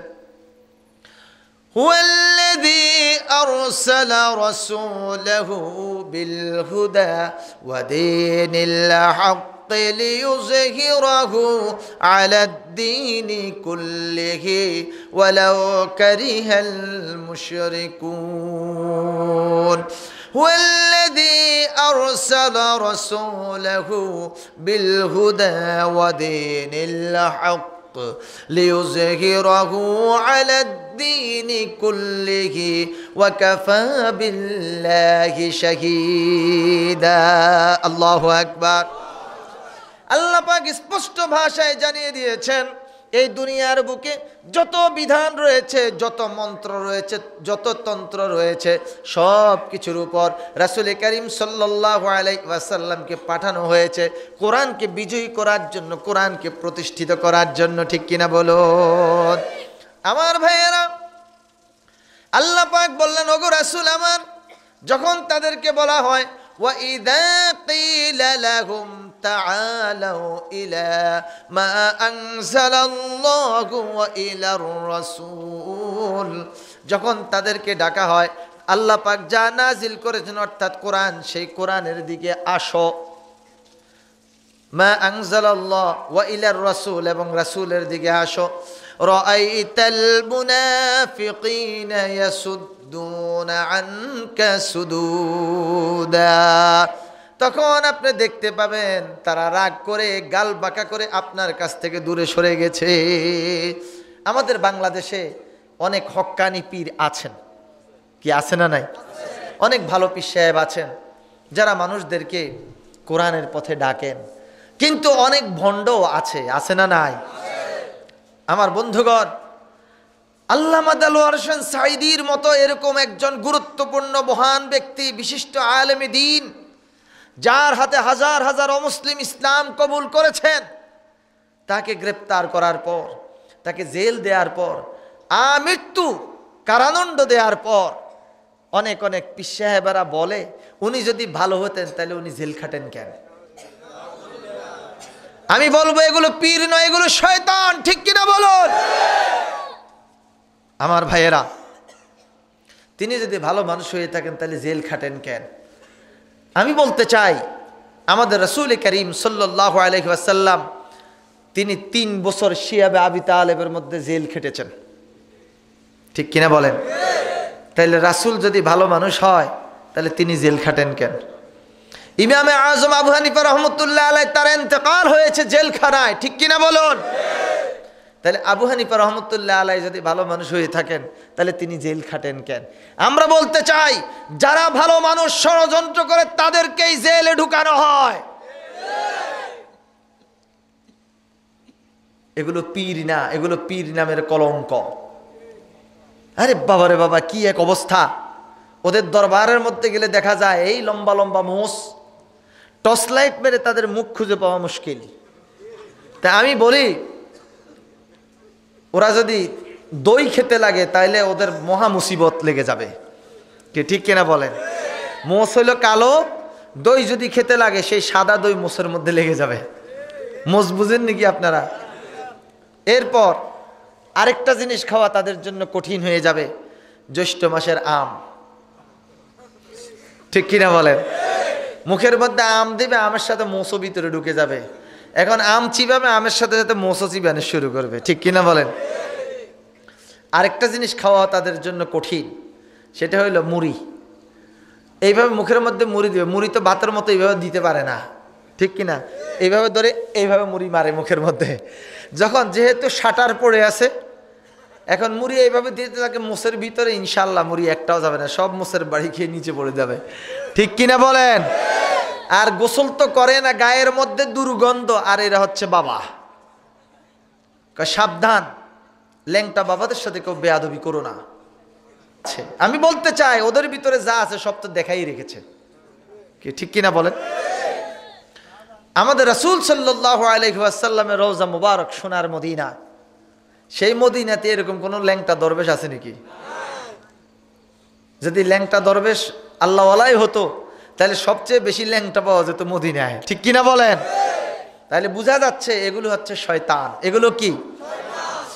আমার বন্ধুগণ, আমি যদি পীর সাহেব হই, আমি যদি দরবেশ হই, আমি যদি গাউস কুতুব বলি আল্লাহ হই, আমি কোরআনের বিরুদ্ধাচরণ করতে পারি না, বরং কোরআনের হক কথা বলতে হবে। আমার ভাইয়েরা,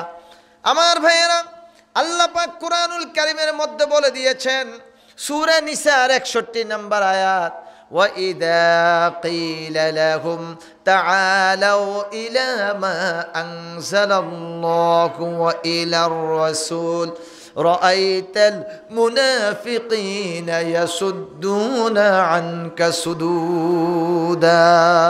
আল্লাহু আকবার। এরকম টুপিওয়ালা দাড়িওয়ালা অনেক দরবেশ আছে।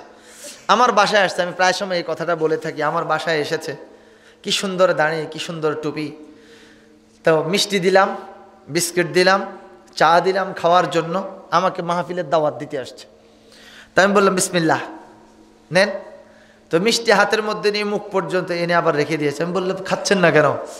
হুজুর আমি তো বেনামাজির হাতের কোনো কিছু খাই না, বেনামাজির হাতের কোনো কিছু খায় না। আমি শুনে খুব খুশি হয়ে গেলাম, মাশাআল্লাহ, কত বড় আল্লাহর ওলি মানুষ। তো বেনামাজির হাতের কোনো কিছু আপনি খান না? তা আমার ওয়াইফও নামাজি, আমিও নামাজি, আমাদের এখানে খেতে আপনার কোনো অসুবিধা নেই। হুজুর আপনাদেরকে নিয়ে তো আমার কোনো কথা নয়, কথা হচ্ছে যারা মিষ্টি বানাইছে তারা যদি নামাজ না পড়ে। কথা বুঝতে পেরেছেন? আচ্ছা গেল।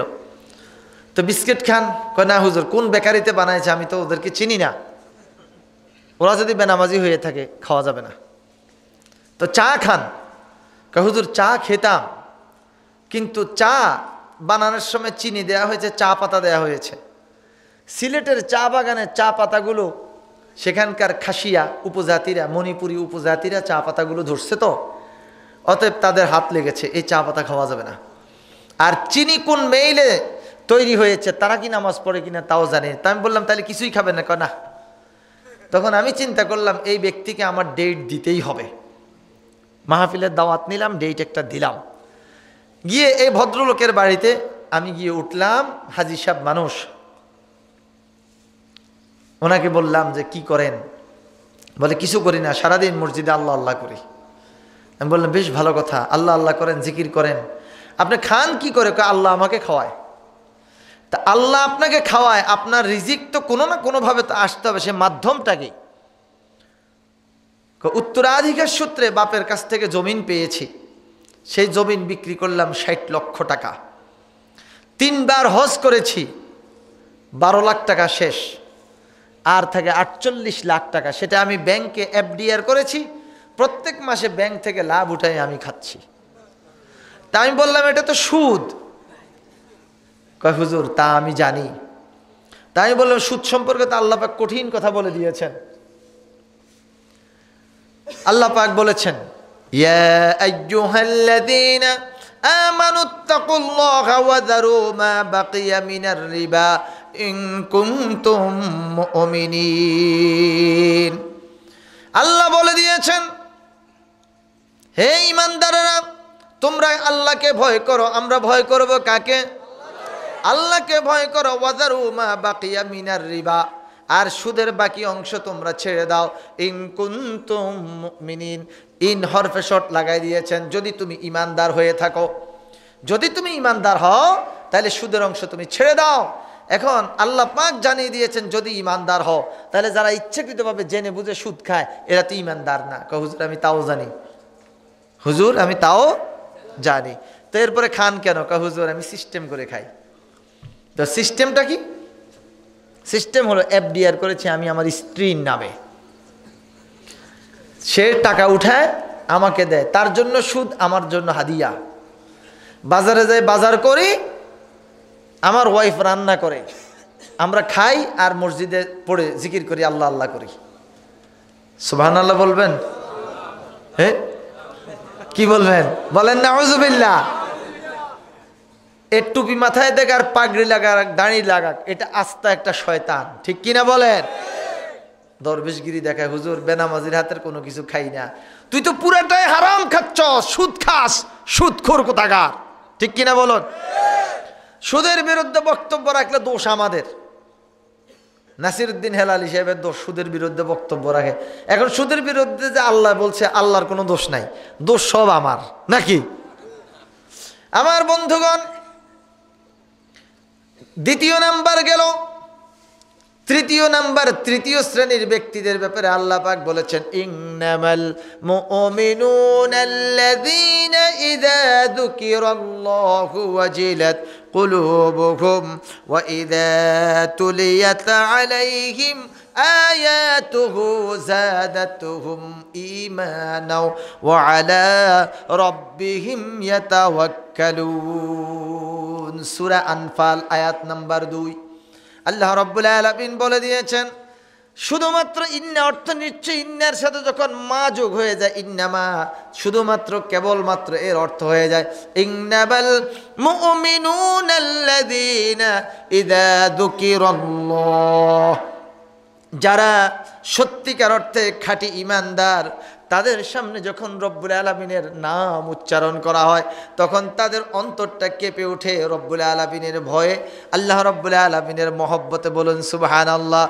ওয়া ইযা তুলিয়াত আলাইহিম আয়াতুহু যাদাতুহুম ঈমানা, আর যখন তাদের সামনে কোরআন তেলাওয়াত করা হয়, তখন তাদের ঈমানটা বেড়ে যায়।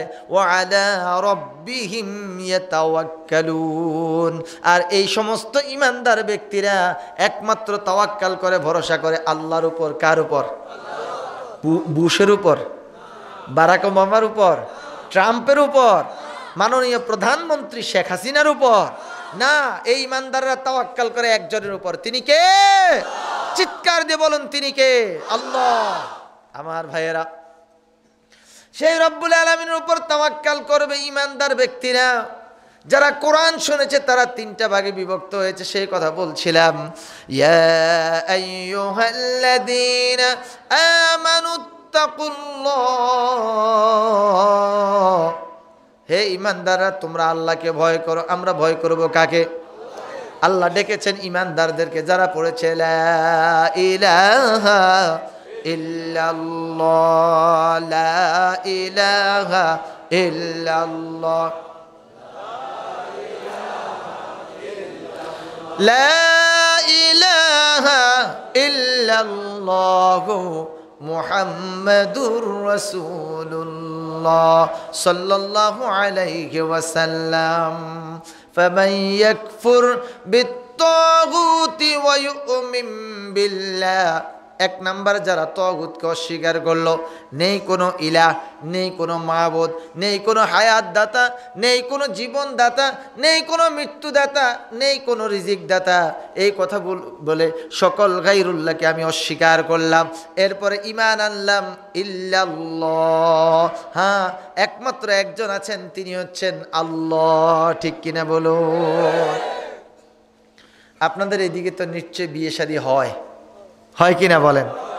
নতুন বধূকে, নববধূকে, নতুন বিবাহের কনেকে একটু খেয়াল করে শুনেন। আগে গোসল করানো হয় না আগে সাজানো হয়? আগে সাজায় পরে গোসল করায়? আগে গোসল করায় তারপরে সাজায়। এর কারণ কি? নববধূর গায়ের মধ্যে যদি কোনো ময়লা থাকে, এটা পরিষ্কার করে তাকে বিবাহের জন্য সাজানো হবে। যদি আগে সাজানো হয়, তাহলে সাজানোর পরে গোসল করাইলে তো তার সাজানি সব পানি ধুয়ে নিয়ে যাবে। ঠিক কিনা বলেন? তাহলে বউকে, নববধূকে, বিয়ের কনেকে আগে গোসল করানো হয়, তারপরে সাজানো হয়। আমাদের অন্তরের মধ্যে যত রকম শিরকের দুর্গন্ধ আছে, কুফুরির ময়লা আছে, শিরক এবং কুফুরির সকল ময়লা আবর্জনাকে আগে পরিষ্কার করে ফেলতে হবে অন্তর থেকে, ঠিক কিনা বলুন? লা ইলাহা, বলেন লা ইলাহা ইল্লাল্লাহ। লা ইলাহা দিয়ে অন্তরের সকল ময়লা আবর্জনাকে আমরা পরিষ্কার করব। ফামান ইয়াকফুর বিত-তাগুত ওয়া ইউমিন বিল্লাহ, এরপর আমরা রব্বুল আলামিনের প্রতি বিশ্বাস স্থাপন করব। ইল্লাল্লাহ, লা ইলাহা ইল্লাল্লাহ। শুধু এই দাওয়াতটা আমাদের নবীজির দাওয়াত নয়, সকল নবী রাসূলদের এই একটাই দাওয়াত ছিল, ওয়ালাকাদ বাআসনা ফি কুল্লি উম্মাতির রাসূলা আন ইবুদুল্লাহা ওয়াজতানিবুত তাগুত। আল্লাহু আকবার। এমন কোন জাতি, এমন কোন সম্প্রদায় বাদ নাই, বাকি নেই, যাদের কাছে আল্লাহ রাব্বুল আলামিন নবী অথবা রাসূল প্রেরণ করেন নাই। সকলের মিশন ছিল একটাই, সকলের দাওয়াত ছিল একটাই, আনি ইবুদুল্লাহ, আল্লাহ পাকের ইবাদত করো, দাসত্ব করো, গোলামি করো, ওয়াজতানিবুত তাগুত, আর তাগুতকে তোমরা পরিহার করো, ঠিক কিনা বলেন? ফামান ইয়াকফুর বিত-তাগুত, আয়াতের এই অংশ দিয়ে আমরা তাগুতকে অস্বীকার করলাম। তাগুত এমন একটা শক্তি, যে শক্তি আল্লাহ পাকের হুকুম আহকাম মেনে চলে না, আল্লাহ পাকের ইবাদত বন্দেগী করে না, বরং আল্লাহ পাকের হুকুম আহকাম মেনে চলার জন্য যারা বলে, সেই জায়গাতে তারা বাধা সৃষ্টি করে, এটাই হচ্ছে তাগুত। এই তাগুতকে অন্তর থেকে পরিষ্কার করে ফেলতে হবে, এরপর মহান রব্বুল আলামিনের স্থান অন্তরের মধ্যে করে দিতে হবে। লা ইলাহা ইল্লাল্লাহ মুহাম্মাদুর রাসূলুল্লাহ সাল্লাল্লাহু আলাইহি ওয়াসাল্লাম। সূরা হাশরের কত নাম্বার আয়াত? 18 নাম্বার আয়াত। আল্লাহ পাক ঈমানদার ব্যক্তিদেরকে আহ্বান করছেন, ইয়া আইয়ুহাল্লাযীনা আমানু, হে ঈমানদারেরা, যারা ঈমান এনেছে, কলমা পড়েছে, লা ইলাহা ইল্লাল্লাহ। এই ঈমান আনার পর আর কোনো প্রকার শিরক করলো না, সকল প্রকার কুফরি থেকে বেঁচে থাকলো। আপনাদের চট্টগ্রামের মধ্যে একটা মাজার আছে, হযরত বদনাশা রহমতুল্লাহ আলাইহির মাজার। আরেকটা মাজার আছে হযরত কুরাশা রহমতুল্লাহ আলাইহি, কুরা বাবার মাজার। আমার বন্ধুগণ, ওই বাবাদের মাজারের মধ্যে তাদের অবস্থা কি ছিল জানি না, তবে হযরত আমানত শাহ রহমতুল্লাহ আলাইহি একজন ভালো বুজুর্গ ছিলেন। হযরত বাইজিদ বুস্তামি রহমতুল্লাহ আলাইহি আল্লাহর ওলি ছিলেন। তাদের ব্যাপারে কোনো কথা বলার মতো সাহস আল্লাহ পাক আমাকে দেন নাই। তারা অত্যন্ত ভালো আল্লাহর ওলি ছিলেন, ঠিক কিনা বলেন? কিন্তু ইন্তেকালের সময় তারা এই কথা বলেন নাই, আমাদের কবরকে তোমরা মাজার বানিয়ে আমাদের কবরের মধ্যে সেজদা করো, আর আমাদের কাছে যা কিছু চাওয়ার আছে চেয়ে নিও। তিনি বলেছেন কিনা বলেন? আল্লাহ ছাড়া কারো কাছে কি কিছু চাওয়া যাবে? সন্তানের প্রয়োজন চাইবো কার কাছে?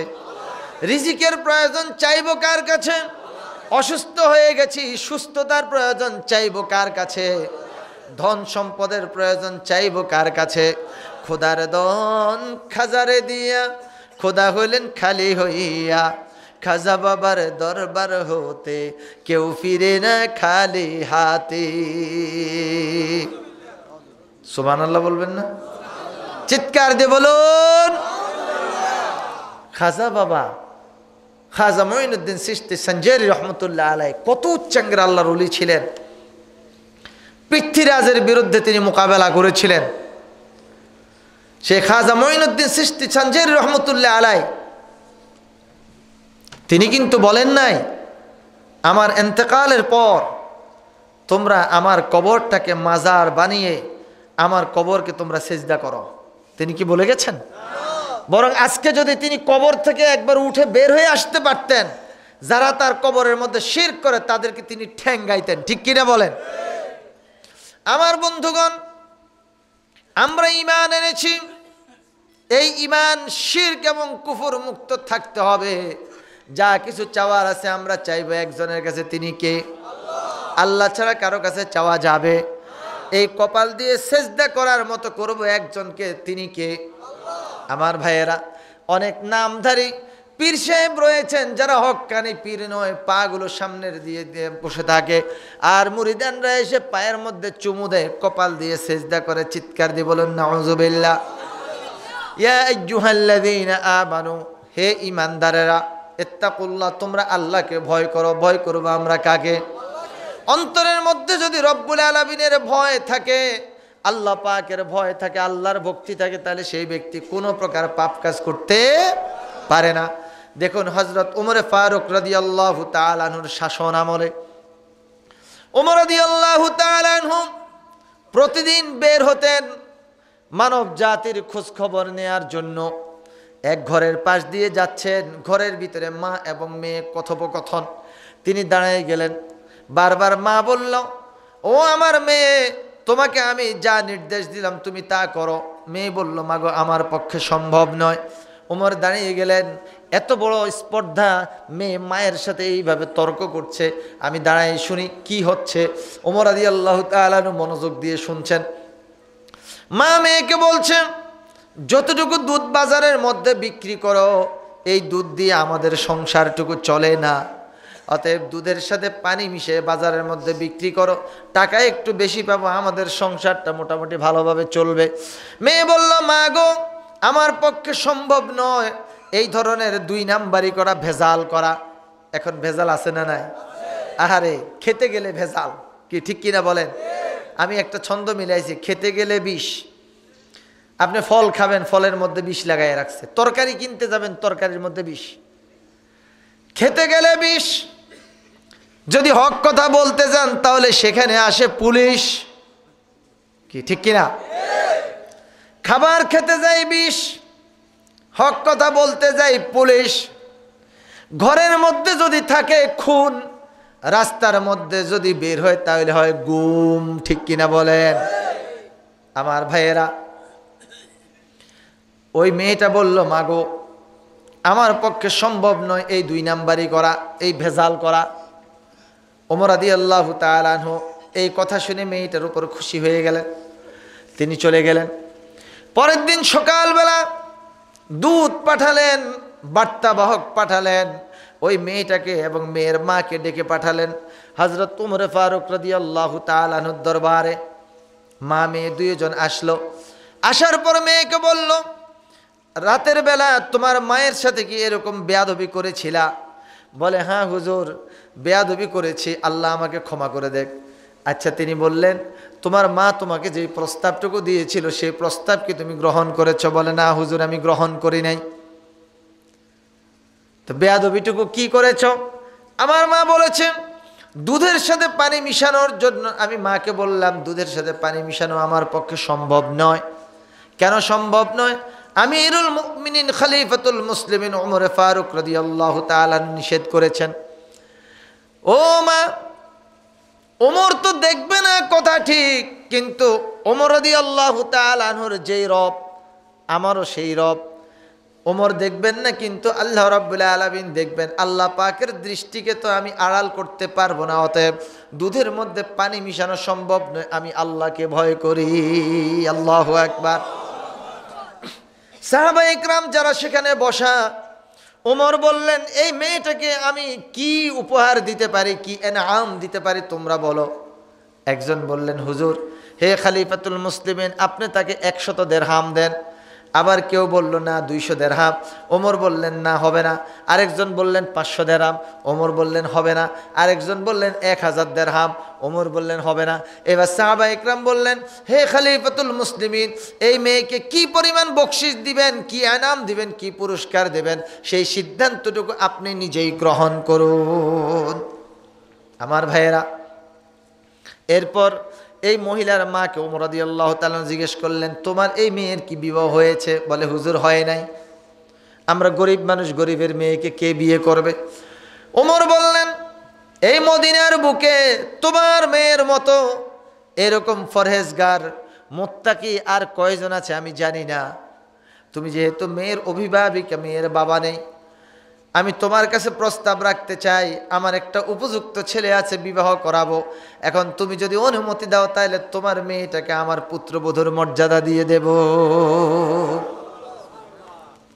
মহিলা বললেন, আপনি আমিরুল মুমিনিন, আপনি খলিফাতুল মুসলিমিন, আমার মেয়েকে আপনার ছেলের জন্য বিয়ে করায় নেবেন, এটা কেমনে হয়, এটা কি করে হয়?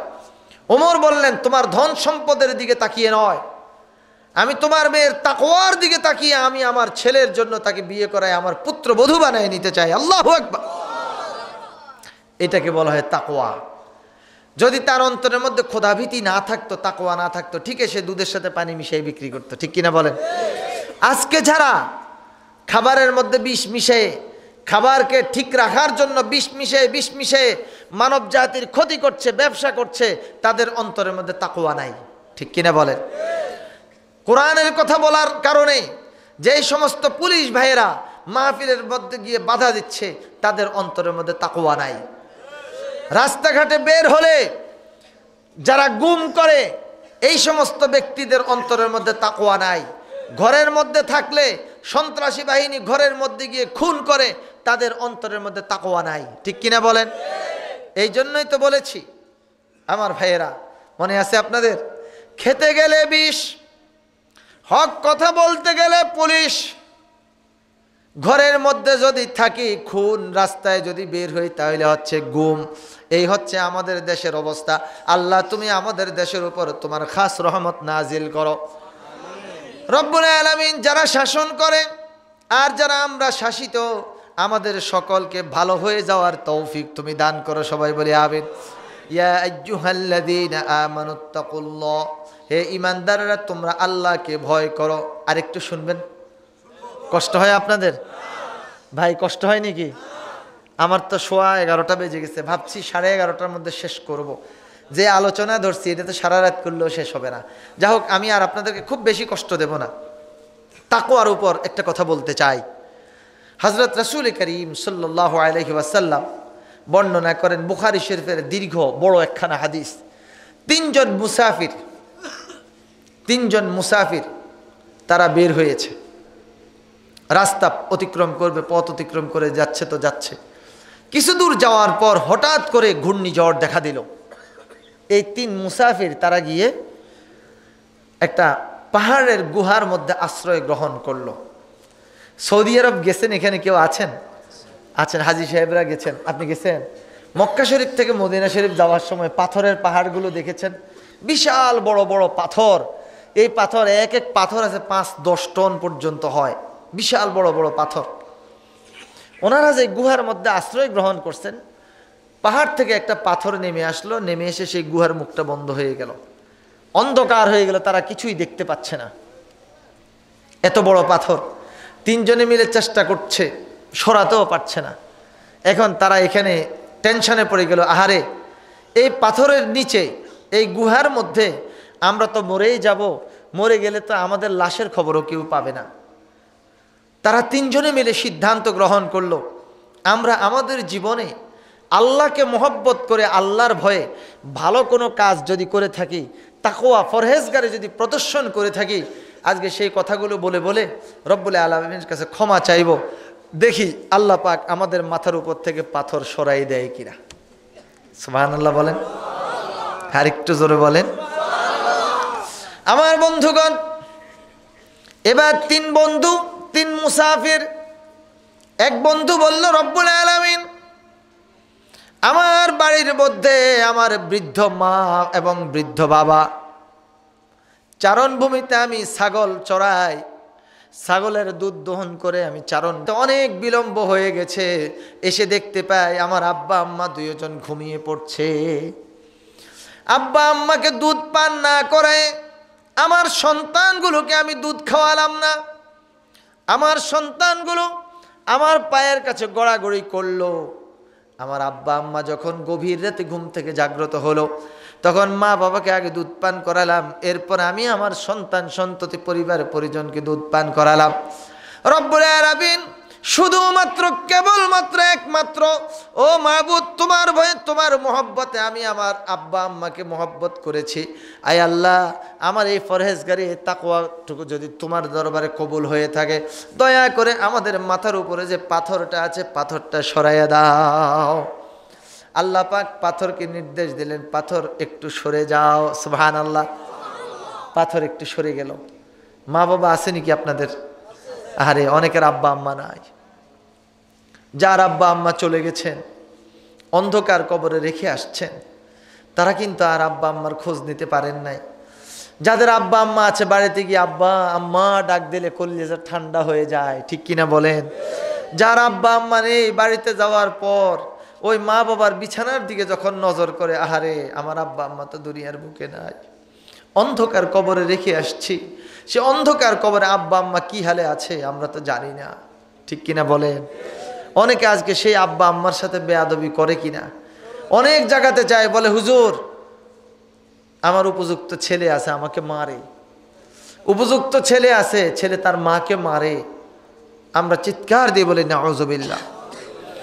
আমার ভাইয়েরা, শৈশবকালে মা বাবা অনেক কষ্ট করে তাকে লালন পালন করেছেন, বড় হয়েছে।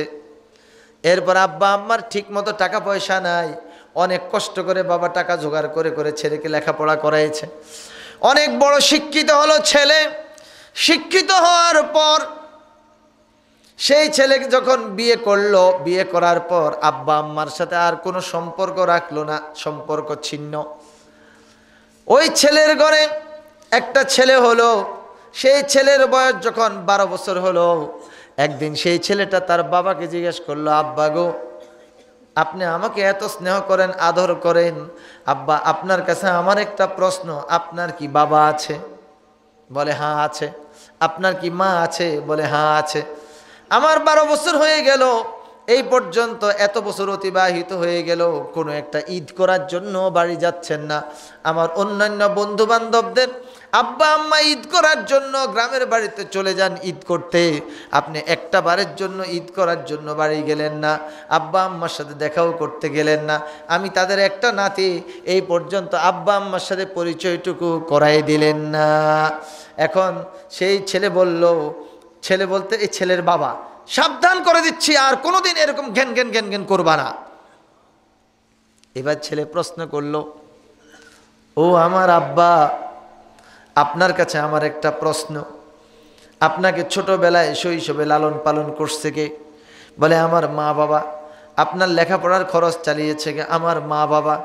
তো বাবা গো, আমার লেখাপড়ার খরচ তো আপনারাই চালাচ্ছেন। ও আমার বাবা, আজকে আপনার মা বাবা বৃদ্ধ এবং বৃদ্ধা হয়ে গেছে, কিছুই করতে পারে না আপনার জন্য, সেই জন্য আপনি আপনার আব্বা আম্মার খোঁজ খবর নিচ্ছেন না। ওগো আব্বাজান, আমাকে লেখাপড়া করে মানুষ করতেছেন, আমাকে দিয়ে আপনার টার্গেট কি? বলে বাবারে, তোমাকে আমি দেশের লেখাপড়া শেষ করে যত টাকা প্রয়োজন টাকা পয়সা খরচ করে আমি তোমাকে বিদেশে লেখাপড়া করাবো। এবার ছেলে পাল্টা আবার প্রশ্ন করলো তার বাবাকে, বাবা গো, আমাকে বিদেশ পাঠানোর পর সেখানে যদি আমি কোনো একটা মেয়েকে পছন্দ করে বিয়ে করি, বিদেশ থেকে আর দেশে না আসি, আপনাদের সাথে কোনো যোগাযোগ না রাখি, তাহলে আপনাদের কাছে কেমন লাগবে? কথাটা খেয়াল করেছেন? কেমন লাগবে আপনাদের কাছে? বলেন, আরে বাবা খুব খারাপ লাগবে, খুব কষ্ট হবে। তা আপনাকে যে মা বাবা লালন পালন করেছেন, লেখাপড়া করাইছেন, আপনার মা বাবার কাছে আজকে কেমন কষ্ট লাগছে, কেমন খারাপ লাগছে? এই কথা বলার পর এই ছোট্ট ছেলের বাবা, ওই মা বাবার ছেলে, তার চোখ দিয়ে টপ টপ করে পানি ঝরা শুরু করলো। আর ভাবলো আমার ছেলে তো সত্য কথাই বলেছে। পরের দিন ইমার্জেন্সি গাড়ি ঠিক করলো, ছেলে এবং তার ছেলেকে নিল এবং তার স্ত্রীকেও সাথে নিল। এবার বাবা রওনা হয়েছে তার মা বাবার সাথে দেখা করার জন্য। বাড়িতে গিয়ে যখন ঘরের দরজায় নক করলো, ঘরের দরজা খুলে দিল। খুলে দেওয়ার পরে দেখতে পেল মা বাবা কেউ নেই, এখানে অন্য লোক। জিজ্ঞেস করলো, আমার আব্বা আম্মা কোথায়? তোমার আব্বা আম্মাকে নাম বলল, বলার পর তারা তো এখানে থাকে না। কি ব্যাপার? ওনারা বৃদ্ধাশ্রমে চলে গেছে। ওনাদের একটা মাত্র ছেলে ছিল, অনেক কষ্ট করে ছেলেকে লেখাপড়া করাইছে, হাতে টাকা পয়সা ছিল না, জাগা জমিন সব বন্ধক দিয়ে টাকা পয়সা নিয়ে সেই টাকা পয়সা দিয়ে ছেলেটাকে লেখাপড়া করাইছে। আশা ছিল ছেলে বড় হবে, কামাই রোজগার করবে, মা বাবার ঋণটা পরিশোধ করে দেবে, আব্বা আম্মাকে ছেলে তার সাথে নিয়ে যাবে। কিন্তু সমস্ত আশা গুড়ে বালি হয়ে গেল। আজকে তোমার মা বাবা এখানে নাই, এখানে নাই। তোমার লেখাপড়ার করানোর জন্য যে খরচ জোগাড় করতে হয়েছে, জায়গা জমিন বন্ধক দিয়েছিল, সেই বন্ধক যাদের কাছে রেখেছিল তাদের উৎপাত, তাদের উপদ্রব আর সহ্য করতে না পেরে সমস্ত জায়গা জমিন বিক্রি করে, এমনকি বাড়িঘর পর্যন্ত বিক্রি করে দিয়েছে। এখন তাদের থাকা খাওয়ার কোনো ব্যবস্থা নেই, তারা দুইজন বৃদ্ধাশ্রমে চলে গেছে। সবাই বলেন নাউজুবিল্লাহ। বৃদ্ধাশ্রম বুঝেন? আমাদের দেশেও ঢাকা শহরে বৃদ্ধাশ্রম আছে। ছেলে মরে গেছে অথবা মেয়ে নাই, ছেলে নাই, এখন এই বৃদ্ধ বয়সে তাদেরকে দেখাশোনা করার কেউ নাই, অথবা ছেলে মেয়ে আছে মা বাবার খোঁজ খবর নেয় না। এই ধরনের মা বাবা বৃদ্ধকালে কি করবে? বৃদ্ধাশ্রমে গিয়ে আশ্রয় গ্রহণ করে। এবার ছেলে চোখের পানি ফেলতে ফেলতে ছুটে গেল, আমার আব্বা আম্মা কত কষ্ট করে আমাকে লালন পালন করাইছে, লেখাপড়া করাইছে, নিজে ভুল করেছি, অন্যায় করেছি, অপরাধ করেছি, এতদিন পর্যন্ত আব্বা আম্মার কোনো খোঁজ খবর নেই নাই। আজকে এসে দেখলাম আহারে আমার জন্য ঘর বাড়ি পর্যন্ত বন্ধক দিয়েছিল, আজকে আমার কারণে সব বিক্রি করে তারা ঘর হারা, বাড়ি হারা, বাড়ি ছাড়া হয়ে গেল, বৃদ্ধাশ্রমে চলে গেল। বৃদ্ধাশ্রমে গিয়ে রিসিপশনে যিনি দায়িত্বে আছেন তাদের কাছে মা বাবার খোঁজখবর নিল, বলল তোমার বাবা তো আজ থেকে 1 বছর আগে ইন্তেকাল করেছে। আমার বাবাকে হারিয়ে ফেললাম, কত অন্যায় করেছি, অপরাধ করেছি। তো আমার মা কোথায়? আমার মাকে একটু ডাকেন, মায়ের সাথে দেখা করে মায়ের কদমের মধ্যে আমি চুম্বন করব, মায়ের কাছে ক্ষমা চাইব। বাবার কাছে ক্ষমা চাওয়ার তার সুযোগ পেলাম না। এখন তারা বলল আজকে সকাল 10টার সময় তোমার মাকে কবর দিয়ে দেয়া হয়েছে। 1 বছর আগে বাবা বিদায় নিলেন, আজকে সকাল 10টার সময় তোমার মাকে আমরা কবর দিয়ে দিয়েছি, তোমার কোনো ঠিকানাও জানি না, তোমার সম্পর্কেও আমরা জানি না। আমার বাবারা, ভাইয়েরা, একটা বিষয় খেয়াল রাখতে হবে। ক্বালা রাসূলুল্লাহ সাল্লাল্লাহু আলাইহি ওয়াসাল্লাম রিদাউ রাব্বি ফি রিদাইল ওয়ালিদাইন ওয়া সাখাতু রাব্বি ফি সাখাতিল ওয়ালিদাইন। আব্বা আম্মার সন্তুষ্টির মধ্যে আল্লাহর সন্তুষ্টি নিহিত রয়েছে, আর আব্বা আম্মার অসন্তুষ্টির মধ্যে আল্লাহ পাকের অসন্তুষ্টি নিহিত রয়েছে। আল্লাহ যদি আপনার উপর খুশি হয়ে যান, আপনার মা বাবা যদি খুশি হয়ে যান, আল্লাহ খুশি হয়ে যাবেন। আপনার মা বাবা যদি বেজার হয়ে যান, আল্লাহ আপনার উপর বেজার হয়ে যাবে। ঠিক কিনা বলেন? আমরা এই কথাগুলো বলি, অনেকে বেজার হয়ে যায়, বেজার হয়ে বলে হুজুররা কত কথা কয়, দোষ সব হুজুরদের। আসলে দোষী তারা। ঠিক কিনা বলেন? আমি একটা উদাহরণ এইভাবে দিয়ে থাকি যে সব সময় একজন মহিলা ঈদের চাঁদ দেখলে দোয়া করা শুরু করতেন, আল্লাহ আমাদের জন্য এই ঈদটা ভালো করে দেন, ঈদের পর বাকি জিন্দিগিটা ঈদের আনন্দের মতো যাতে থাকতে পারি সেই ব্যবস্থা করে দেন।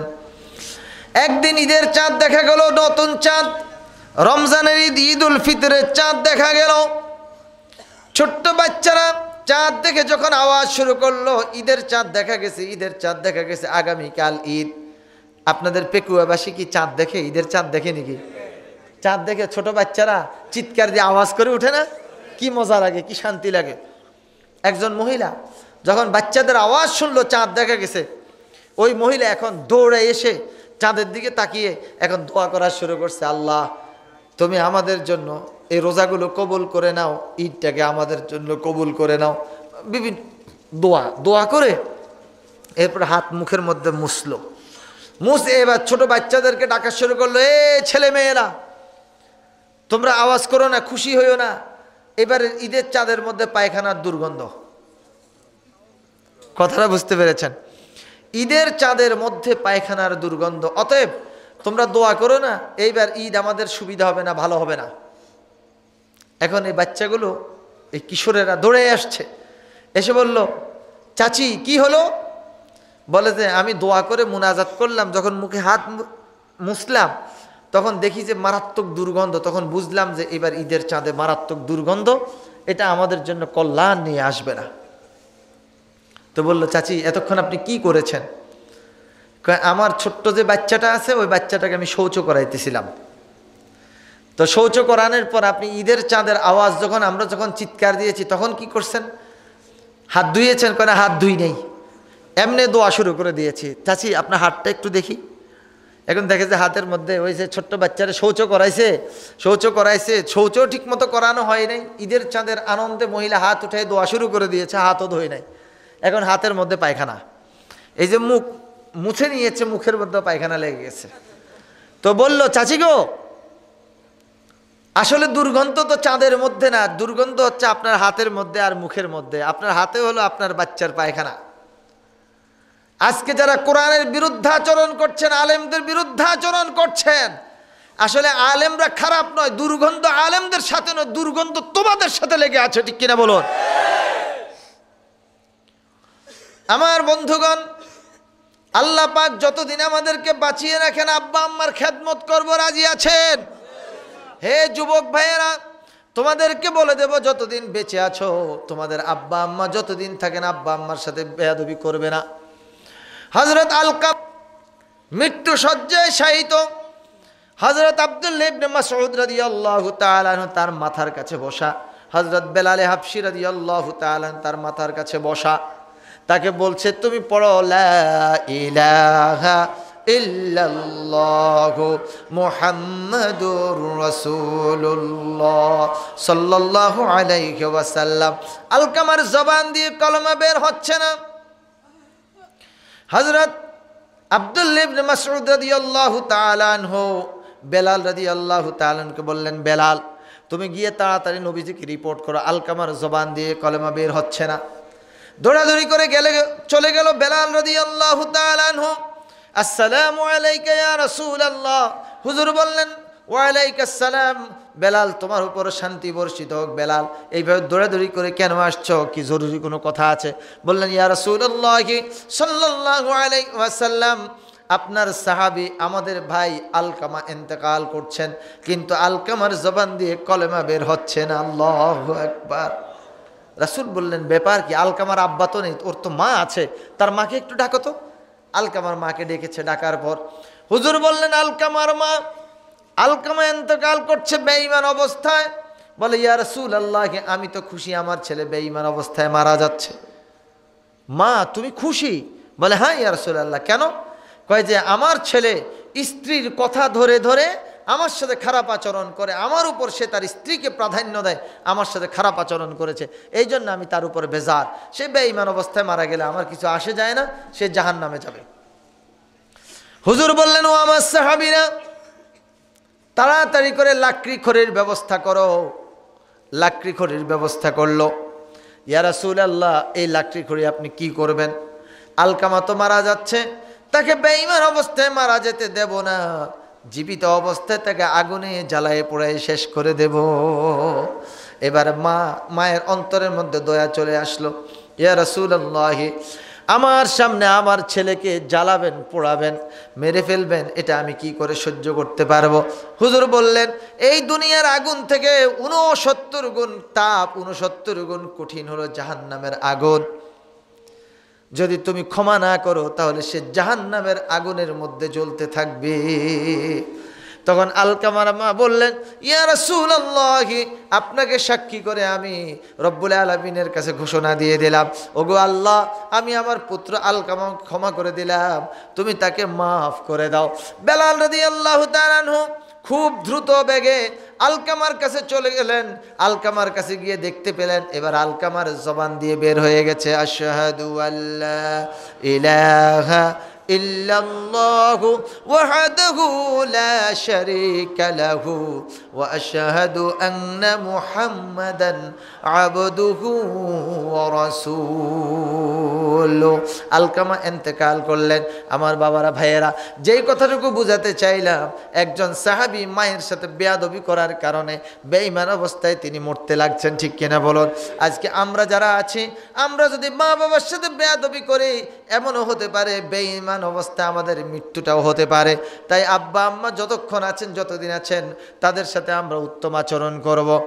আর আমরা তাদের জন্য যদি মরে যান অথবা জীবিত থাকেন, সকলের জন্য আমরা দোয়া করব, রব্বির হামহুমা কামা রব্বায়ানি। আমরা কয় মুসাফিরের কথা বলছিলাম? 3 মুসাফির। একজন বললেন, আল্লাহ আমি তো শুধুমাত্র আপনার মহব্বতে, আপনার ভয়ে, আমি আপনাকে ভালোবেসে আমার মায়ের এবং বাবার খেদমত করি, তাদেরকে আমি কখনো পরে দিতাম না, সবসময় আগে আমি ওনাদেরকে খাবার দিতাম, দুধ খাওয়াতাম। আমি সবসময় ওনাকে সবার উপর সবচেয়ে বেশি প্রাধান্য দিতাম। আপনি যদি আমার এই খেদমতটুকু কবুল করে থাকেন, মেহেরবানি করে আমাদের মাথার উপর থেকে পাথরটা সরাইয়ে দেন। পাথর সরছিল কিনা বলেন? একটু সরে গেল। দ্বিতীয় ব্যক্তি বললেন, ওগো রব্বুল আলামিন, আমাদের মধ্যে প্রচণ্ড দুর্ভিক্ষ দেখা দিয়েছিল। আমার এক চাচাতো বোন অভাবের তাড়নায় আমার কাছে এসে বলল, ভাইয়া আমি বড় অভাবের মধ্যে আছি, আমাকে কিছু সহযোগিতা করো। আমি তার জন্য 100 দিরহাম প্রস্তুত করলাম। আর তাকে আমি বললাম, তোমাকে আমি 100 দিরহাম দেবো, শর্ত হলো একটা, তুমি আমার সাথে অবৈধভাবে মেলামেশা করতে হবে। নাউজুবিল্লাহ বলবেন না? টাকা পয়সা জোগাড় করলাম, চাচাতো বোনকে সেই টাকার প্যাকেটটা ধরাই দিলাম। এরপর আমি বললাম, তোমার সাথে আমার যে চুক্তি ছিল, আসো সেই চুক্তি বাস্তবায়ন করি। চাচাতো বোন বাধ্য, যেহেতু তার সাথে কথা দিয়েছে। দুইজন জেনা ব্যভিচারে লিপ্ত হবে, এখানে আর বাধা দেওয়ার মতো কেউ নাই। ঠিক সেই অবস্থায় চাচাতো বোন চাচাতো ভাইকে বলল, ইত্তাকিল্লাহ, আল্লাহকে ভয় করো। ওগো আল্লাহ, যখন আমাকে বলল আল্লাহকে ভয় করো, আমি ইচ্ছে করলে আমার চাচাতো বোনের সাথে সেখানে আমি মেলামেশা করতে পারতাম, জেনা করতে পারতাম, তার ইজ্জত নষ্ট করতে পারতাম। আমি তাৎক্ষণিকভাবে তার উরুর উপর থেকে, তার রানের উপর থেকে আমি দাঁড়িয়ে গেলাম। আমি তার সাথে খারাপ কাজ করি নাই। এরপর চাচাতো বোন বলল, আমি তো তোমার কথা রক্ষা করতে পারলাম না, তুমি যে দিরহামগুলো দিলা সেই দিরহামগুলো তুমি নিয়ে যাও। তখন চাচাতো ভাই, তখন আমি বললাম, ও আমার চাচাতো বোন, যা তোমাকে দিয়েছি তো দিয়েছি, এটা কোনো বিনিময় নয়, যাও তোমাকে হাদিয়া হিসেবে দিয়ে দিলাম। তুমি আমাকে বড় ধরনের একটা পাপ কাজ থেকে বাঁচিয়ে দিলা, আল্লাহ তোমাকে হেফাজত করুক, তোমাকে রক্ষা করুন। এই কথা বলে সেই যুবক এখান থেকে উঠে চলে আসছে। আল্লাহু আকবার। আজকে যুবকেরা যদি এরকম সুযোগ পাইতো, বলতো একলা পাইয়াছি রে শাম।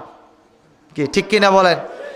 আমার বন্ধুগণ, একলা পাওয়া তো থাক দূরের কথা, আজকের যুব সমাজ এতই নষ্ট হয়ে গেছে, বিশেষ করে ইন্ডিয়ান চ্যানেলের কুফলের কারণে। আপনাদের এই অঞ্চলে ইন্ডিয়ান চ্যানেল কি আসছে? ডিশের লাইন আছে নাকি? স্টার জলসা, স্টার প্লাস, জি বাংলা, জি টিভি, এই ধরনের ইন্ডিয়ান চ্যানেলগুলো দেখে দেখে আজকে আমাদের যুব সমাজ নষ্ট হয়ে গেছে। ঠিক কিনা বলেন? ইপটিজিং করে, মেয়েদেরকে প্রেম প্রস্তাব দেয়, মেয়েরা যদি প্রেম প্রস্তাব প্রত্যাখ্যান করে তাদের মুখের উপর অ্যাসিড নিক্ষেপ করে। ইপটিজিংয়ের বিরুদ্ধে আইন করা হয়। আমি আমার শ্রদ্ধেয় সম্মানিতা মাননীয় প্রধানমন্ত্রীর কাছে আবেদন করতে চাই, ইপটিজিংয়ের জন্য কোনো আইন করার দরকার নাই। আইন তো আল্লাহ পাকে করে রাখছেন, সেটা হচ্ছে পর্দার আইন। কি ঠিক কিনা বলেন? সে আল্লাহর করা পর্দার আইন আপনি সংসদে পাশ করায় রাষ্ট্রীয়ভাবে আপনি পর্দার আইন চালু করে দেন, দেখবেন পরের দিন থেকে আর একটা ইপটিজিংও হবে না। ঠিক কিনা বলেন? আজকের যুব সমাজ মেয়েদেরকে উত্ত্যক্ত করে, এরপর অবস্থা হলো কি, ওত পেতে বসে থাকে 7-8টা যুবক। একটা মেয়ে একা চলে যাচ্ছে, টান দিয়ে তাকে উঠে মাইক্রোর মধ্যে নিয়ে যায়, এরপরে পালাক্রমে তাকে দর্শন করে, ব্যভিচার করে, তার ইজ্জত নষ্ট করে, শেষ পর্যন্ত তাকে জবাই করে হত্যা করে এই অবস্থা করে দিচ্ছে। এটা অন্য কোনো দেশে না, আমার বাংলাদেশে অহরহর এই ঘটনাগুলো ঘটছে। আল্লাহ এই যুবকদেরকে হেদায়েত নসিব করুন। এটার একটাই মাত্র কারণ, এই সমস্ত যুবকেরা কোরআনের শিক্ষা থেকে দূরে, কোরআনের শিক্ষা থেকে দূরে। ভবিষ্যতে আরও খারাপ অবস্থা আসবে, কারণ আমাদের শিক্ষা ব্যবস্থা থেকে 8ম শ্রেণী পর্যন্ত কোনো দ্বীনি শিক্ষা থাকবে না, ধর্মীয় শিক্ষা থাকবে না। যেখানে ধর্মীয় শিক্ষা থাকবে না, সেখানে এই মানুষগুলো মানুষ না হয়ে বানরে রূপান্তরিত হবে। ঠিক কিনা বলুন? আমার ভাইয়েরা, কথায় কি আপনারা বেজার হচ্ছেন? ওই যুবক আল্লাহর কাছে ফরিয়াদ করলেন, মাবুদ, আমি তো শুধুমাত্র আপনার ভয়ে আমি তাকওয়া অবলম্বন করেছি, আর আপনার ভয়ে সেদিন আমার চাচাতো বোনের সাথে আমি অবৈধ কাজ করি নাই। হে আল্লাহ, কত বড় বিসর্জন দিয়েছি আমি, আপনি দয়া করে মেহেরবানি করে আমার এই আমলটুকু যদি কবুল করে থাকেন, আমাদের মাথার উপর থেকে পাথরটা সরাইয়া দেন। আল্লাহ পাক পাথরকে নির্দেশ দিলেন, পাথর আর একটু সরে গেল। এবার ভালো আলো আসছে, কিন্তু যতটুকু সরেছে এই ফাঁকি দিয়ে মানুষ বের হওয়ার মতো অবস্থা নাই। আর বাকি থেকে কয়জন? একজন, দুইজন শেষ, দুইজনের ঘটনা শেষ। আরেকজন ওই ব্যক্তি বলল, রব্বুল আলামিন আমি কিছু কাজের লোক রেখেছিলাম, তাদের সকলকে তাদের পাওনা বুঝাই দিয়েছি, কিন্তু একজন ব্যক্তি তার পাওনা বুঝে নেয় নাই। বলে গেল, আল্লাহর বান্দা এই টাকা পয়সা তোমার কাছে রেখে গেলাম, আমার যখন প্রয়োজন হয় আমি তোমার কাছ থেকে নিয়ে নেব। কয়েক বছর পর সেই ব্যক্তি আসলো, এসে বলল, হে আল্লাহর বান্দা, আমার একদিনের পারিশ্রমিক তোমার কাছে রয়ে গেছে, মনে আছে? বলে, হ্যাঁ মনে আছে। মেহেরবানি করে এটা রিটার্ন করো, আমাকে দিয়ে দাও। বলে, তুমি আমার সাথে আসো। সেই লোককে নিয়ে চারণভূমিতে চলে গেল। চারণভূমিতে গিয়ে বলল, এই যে বকরিগুলো, ছাগলগুলো, এগুলো সব তোমার। বলে, তুমি কি আমার সাথে উপহাস করছো? আমি একদিনের পারিশ্রমিক পাবো আর তুমি এখানে এতগুলো ছাগল আমাকে দিয়ে দিচ্ছে, এত বড় ছাগলের পাল। বলল, সত্যিকার, আমি সত্য কথাই বলছি, কোনো মিথ্যা বলছি না, সত্যিকার অর্থে এগুলো সব তোমার। বলে, কি বলো, কি করে হলো? যে তোমার একদিনের পারিশ্রমিক দিয়ে আমি একটা ছাগলের বাচ্চা কিনেছি, সেটা বড় হয়েছে, ওইটা বাচ্চা দিয়েছে, এরপরে ওই বাচ্চাগুলো বড় হয়েছে, আবার বাচ্চা দিয়েছে, এরকম হইতে হইতে ছাগলের পাল হয়ে গেছে, এগুলো সব তোমার, তুমি নিয়ে যাও।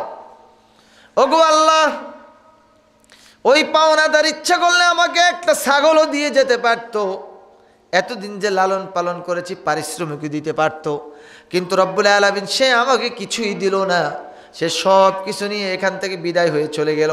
আমি তাকিয়ে রইলাম আর শুধু তোমার শুকরিয়া আদায় করলাম। আল্লাহ, এই ব্যক্তির আমানত ছিল আমার কাছে, আজকে আমি আমানত থেকে মুক্ত হলাম। ও মাবুদ, আমি তো শুধুমাত্র তোমার ভয়ে এই কাজটুকু করেছি, যদি তুমি তা কবুল করে থাকো, দয়া করে আমাদের মাথার উপর থেকে, দয়া করে মাথার উপর থেকে তুমি পাথরটা সরাইয়া দাও। এরপর আল্লাহ পাক পাথরকে নির্দেশ দিয়ে দিলেন, পাথর মাথার উপর থেকে পরিপূর্ণরূপে সরে গেল। তিন মুসাফির, তিন বন্ধু সেই পর্বতের গুহা থেকে বের হয়ে চলে আসলো। আল্লাহু আকবার। ইট ইজ রেজাল্ট অফ তাকওয়া। এটা হচ্ছে তাকওয়ার একটা ফলাফল, তাকওয়ার উদাহরণ।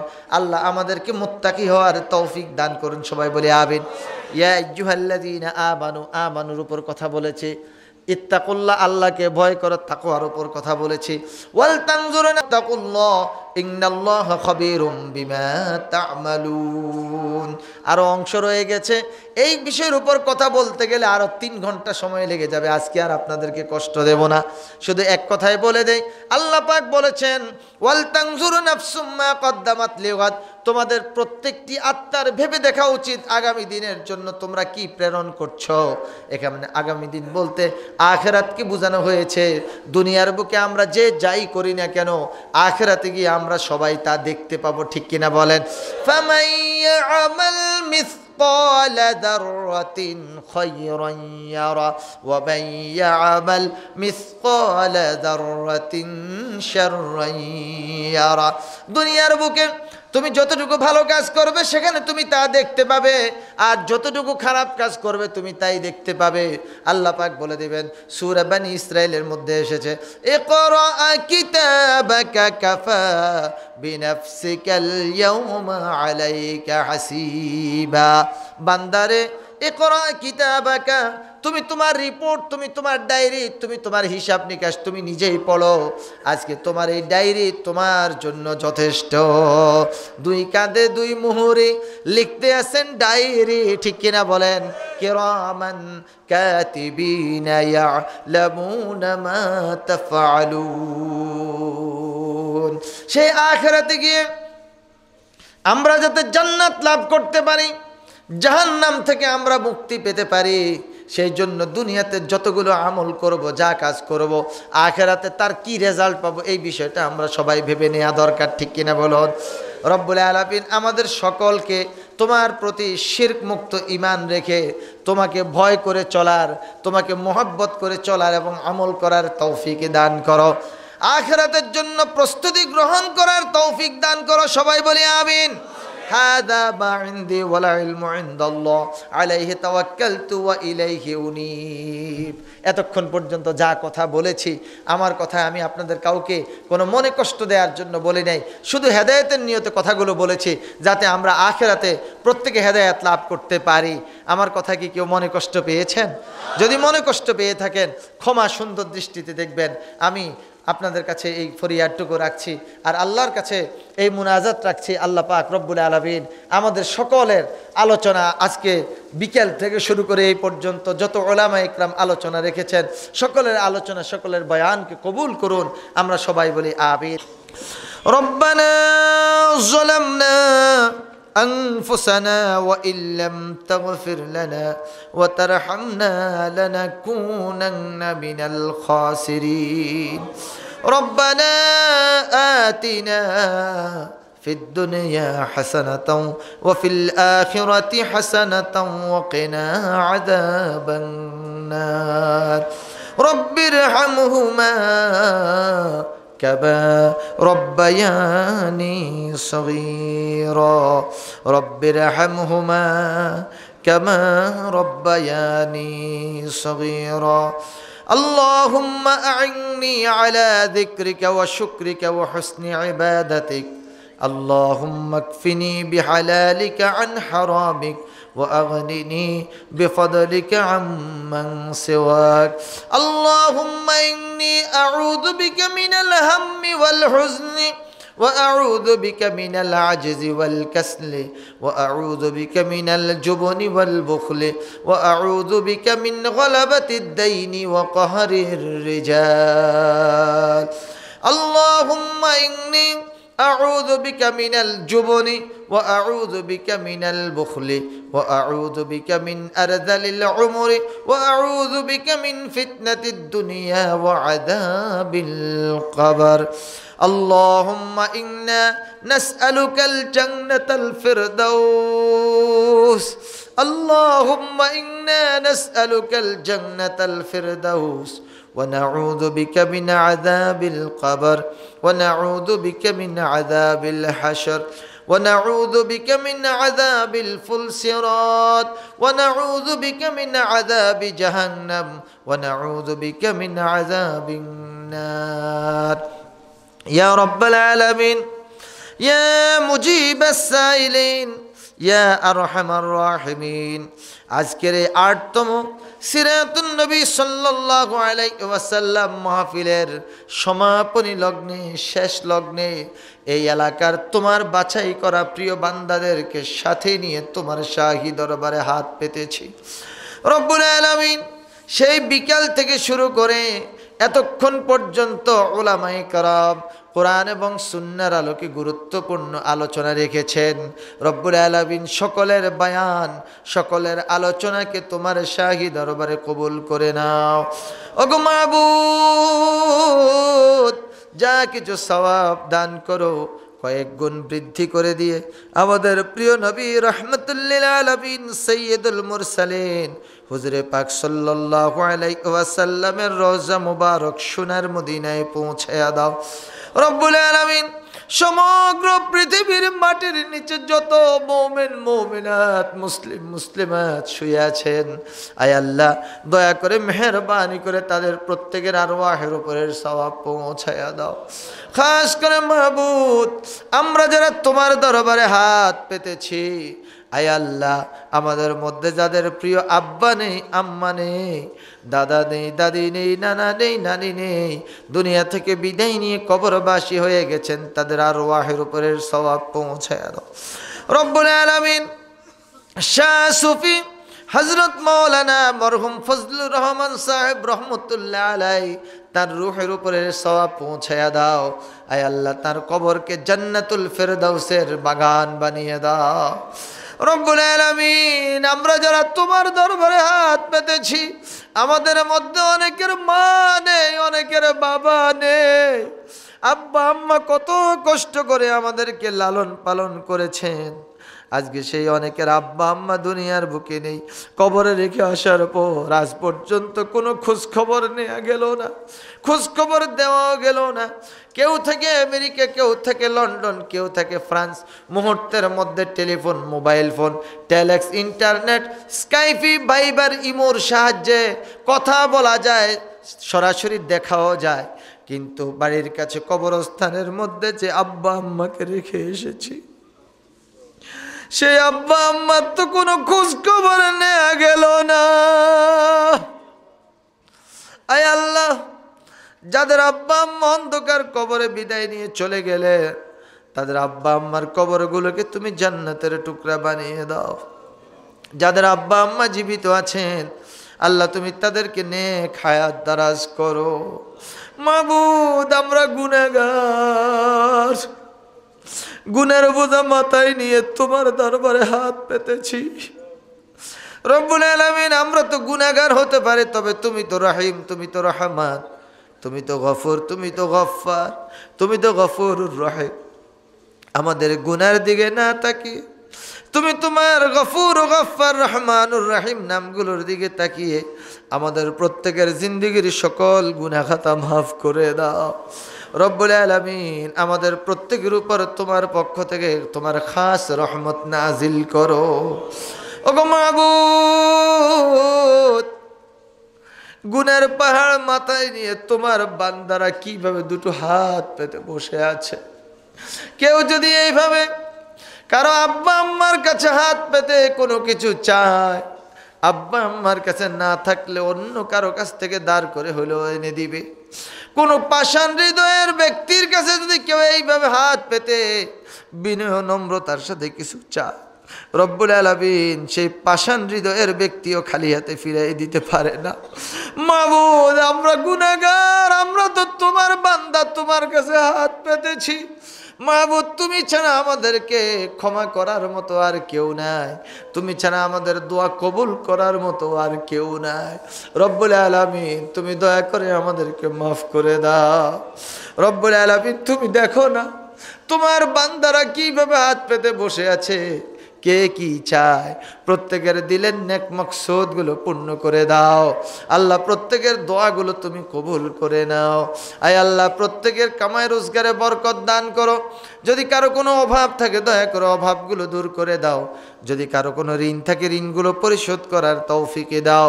কেউ যদি কোনো প্রকার বিপদে থাকে আল্লাহ তুমি তাদেরকে বিপদ থেকে উদ্ধার করে দাও। রব্বুল আলামিন, আজকে যারা মাহফিলের আয়োজন করেছেন, রব্বুল আলামিন, আয়োজকদের মধ্যে একজনের আম্মা গত পরশুদিন ইন্তেকাল করেছেন, আল্লাহ তুমি তাকে মাফ করে দাও, তুমি তাকে জান্নাতুল ফেরদাউস নসিব করো। রব্বুল আলামিন, যারা আয়োজন করেছেন এই যুবকদেরকে তুমি ইমাম হাসান এবং হুসাইন রাদিয়াল্লাহু তাআলা আনহুমার সাথে কবুল করে নাও। রব্বুল আলামিন, আমাদের মধ্যে আমরা যারা হাত পেতেছি এর মধ্যে অনেক ছাত্ররাও আছে, আল্লাহ তুমি তাদের জিহান শক্তি বাড়িয়ে দাও, লেখাপড়ায় উন্নতি দান করো। রব্বুল আলামিন, হাত তো নামাতে চাই কিন্তু দোয়া কবুল হয়েছে কিনা গো মাবুদ জানি না। আয় আল্লাহ, দয়া করে আমাদের কাউকে খালি হাতে ফিরাই দিও না। রব্বুল আলামিন, এই মাহফিল যাতে কিয়ামত পর্যন্ত জারি থাকে সেই ব্যবস্থা করে দিও। রব্বুল আলামিন, দ্বীন ইসলামের কথা বলার অপরাধে আজকে যারা কারাবন্দী, আল্লাহ তুমি তাদের মুক্তির ব্যবস্থা করে দাও। খাস করে আমাদের শ্রদ্ধেয় আলেমে দ্বীন, আমাদের উস্তাদ তুল্য আল্লামা দেলোয়ার হোসেন সাঈদ সাহেবের আল্লাহ তুমি মুক্তির ব্যবস্থাটুকু করে দাও। রব্বুল আলামিন, খোলা মাঠে তার আবার তাফসির যাতে আমরা শুনতে পাই সেই ব্যবস্থাটুকু করে দাও। আয় আল্লাহ, যারা তাকে আটক করেছে আল্লাহ তুমি তাদেরকে হেদায়েত নসিব করো। যদি তাদের নসিবে হেদায়েত না থাকে তাহলে কি সিদ্ধান্ত নেবে রব্বুল আলামিন তোমার এলেমে রয়েছে, সেই সিদ্ধান্ত তুমি নিয়ে নাও। রব্বুল আলামিন, আমাদের প্রত্যেকের দোয়াকে কবুল করো। আয় আল্লাহ, মরহুম মাওলানা ফজলুর রহমান সাহেবের সুযোগ্য পুত্র আমাকে চকরিয়া থেকে গিয়ে রিসিভ করে নিয়ে এসেছেন, ভালো মানুষ, তিনবারের মেম্বার। আল্লাহ তুমি আমার এই ভাইয়ের খেদমতকে কবুল করে নাও। রব্বুল আলামিন, আমাদের প্রত্যেকের দোয়াকে কবুল করে নাও। আল্লাহ, আমরা যারা এই মাহফিলে এসেছি, যারা আয়োজন করেছেন, যারা শোনার জন্য এসেছেন, কিয়ামতের দিন কোনো কারণে যদি আমরা বিপদে পড়ে যাই, মুসিবতে পড়ে যাই, এই মাহফিল আমাদের প্রত্যেকের জন্য নাজাতের উসিলা বানিয়ে দিও আল্লাহ। রব্বানা তাকাব্বাল মিন্না ইন্নাকা আনতাস সামিউল আলিম ওয়া তুব আলাইনা ইন্নাকা আনতাত তাওয়াবুর রহিম ওয়া সালামুন আলাল মুরসালিন ওয়ালহামদুলিল্লাহি রাব্বিল আলামিন বিহাক্কি লা ইলাহা ইল্লাল্লাহু মুহাম্মাদুর রাসূলুল্লাহ সাল্লাল্লাহু আলাইহি ওয়া সাল্লাম। আসসালামু আলাইকুম ওয়া রাহমাতুল্লাহি ওয়া বারাকাতুহু।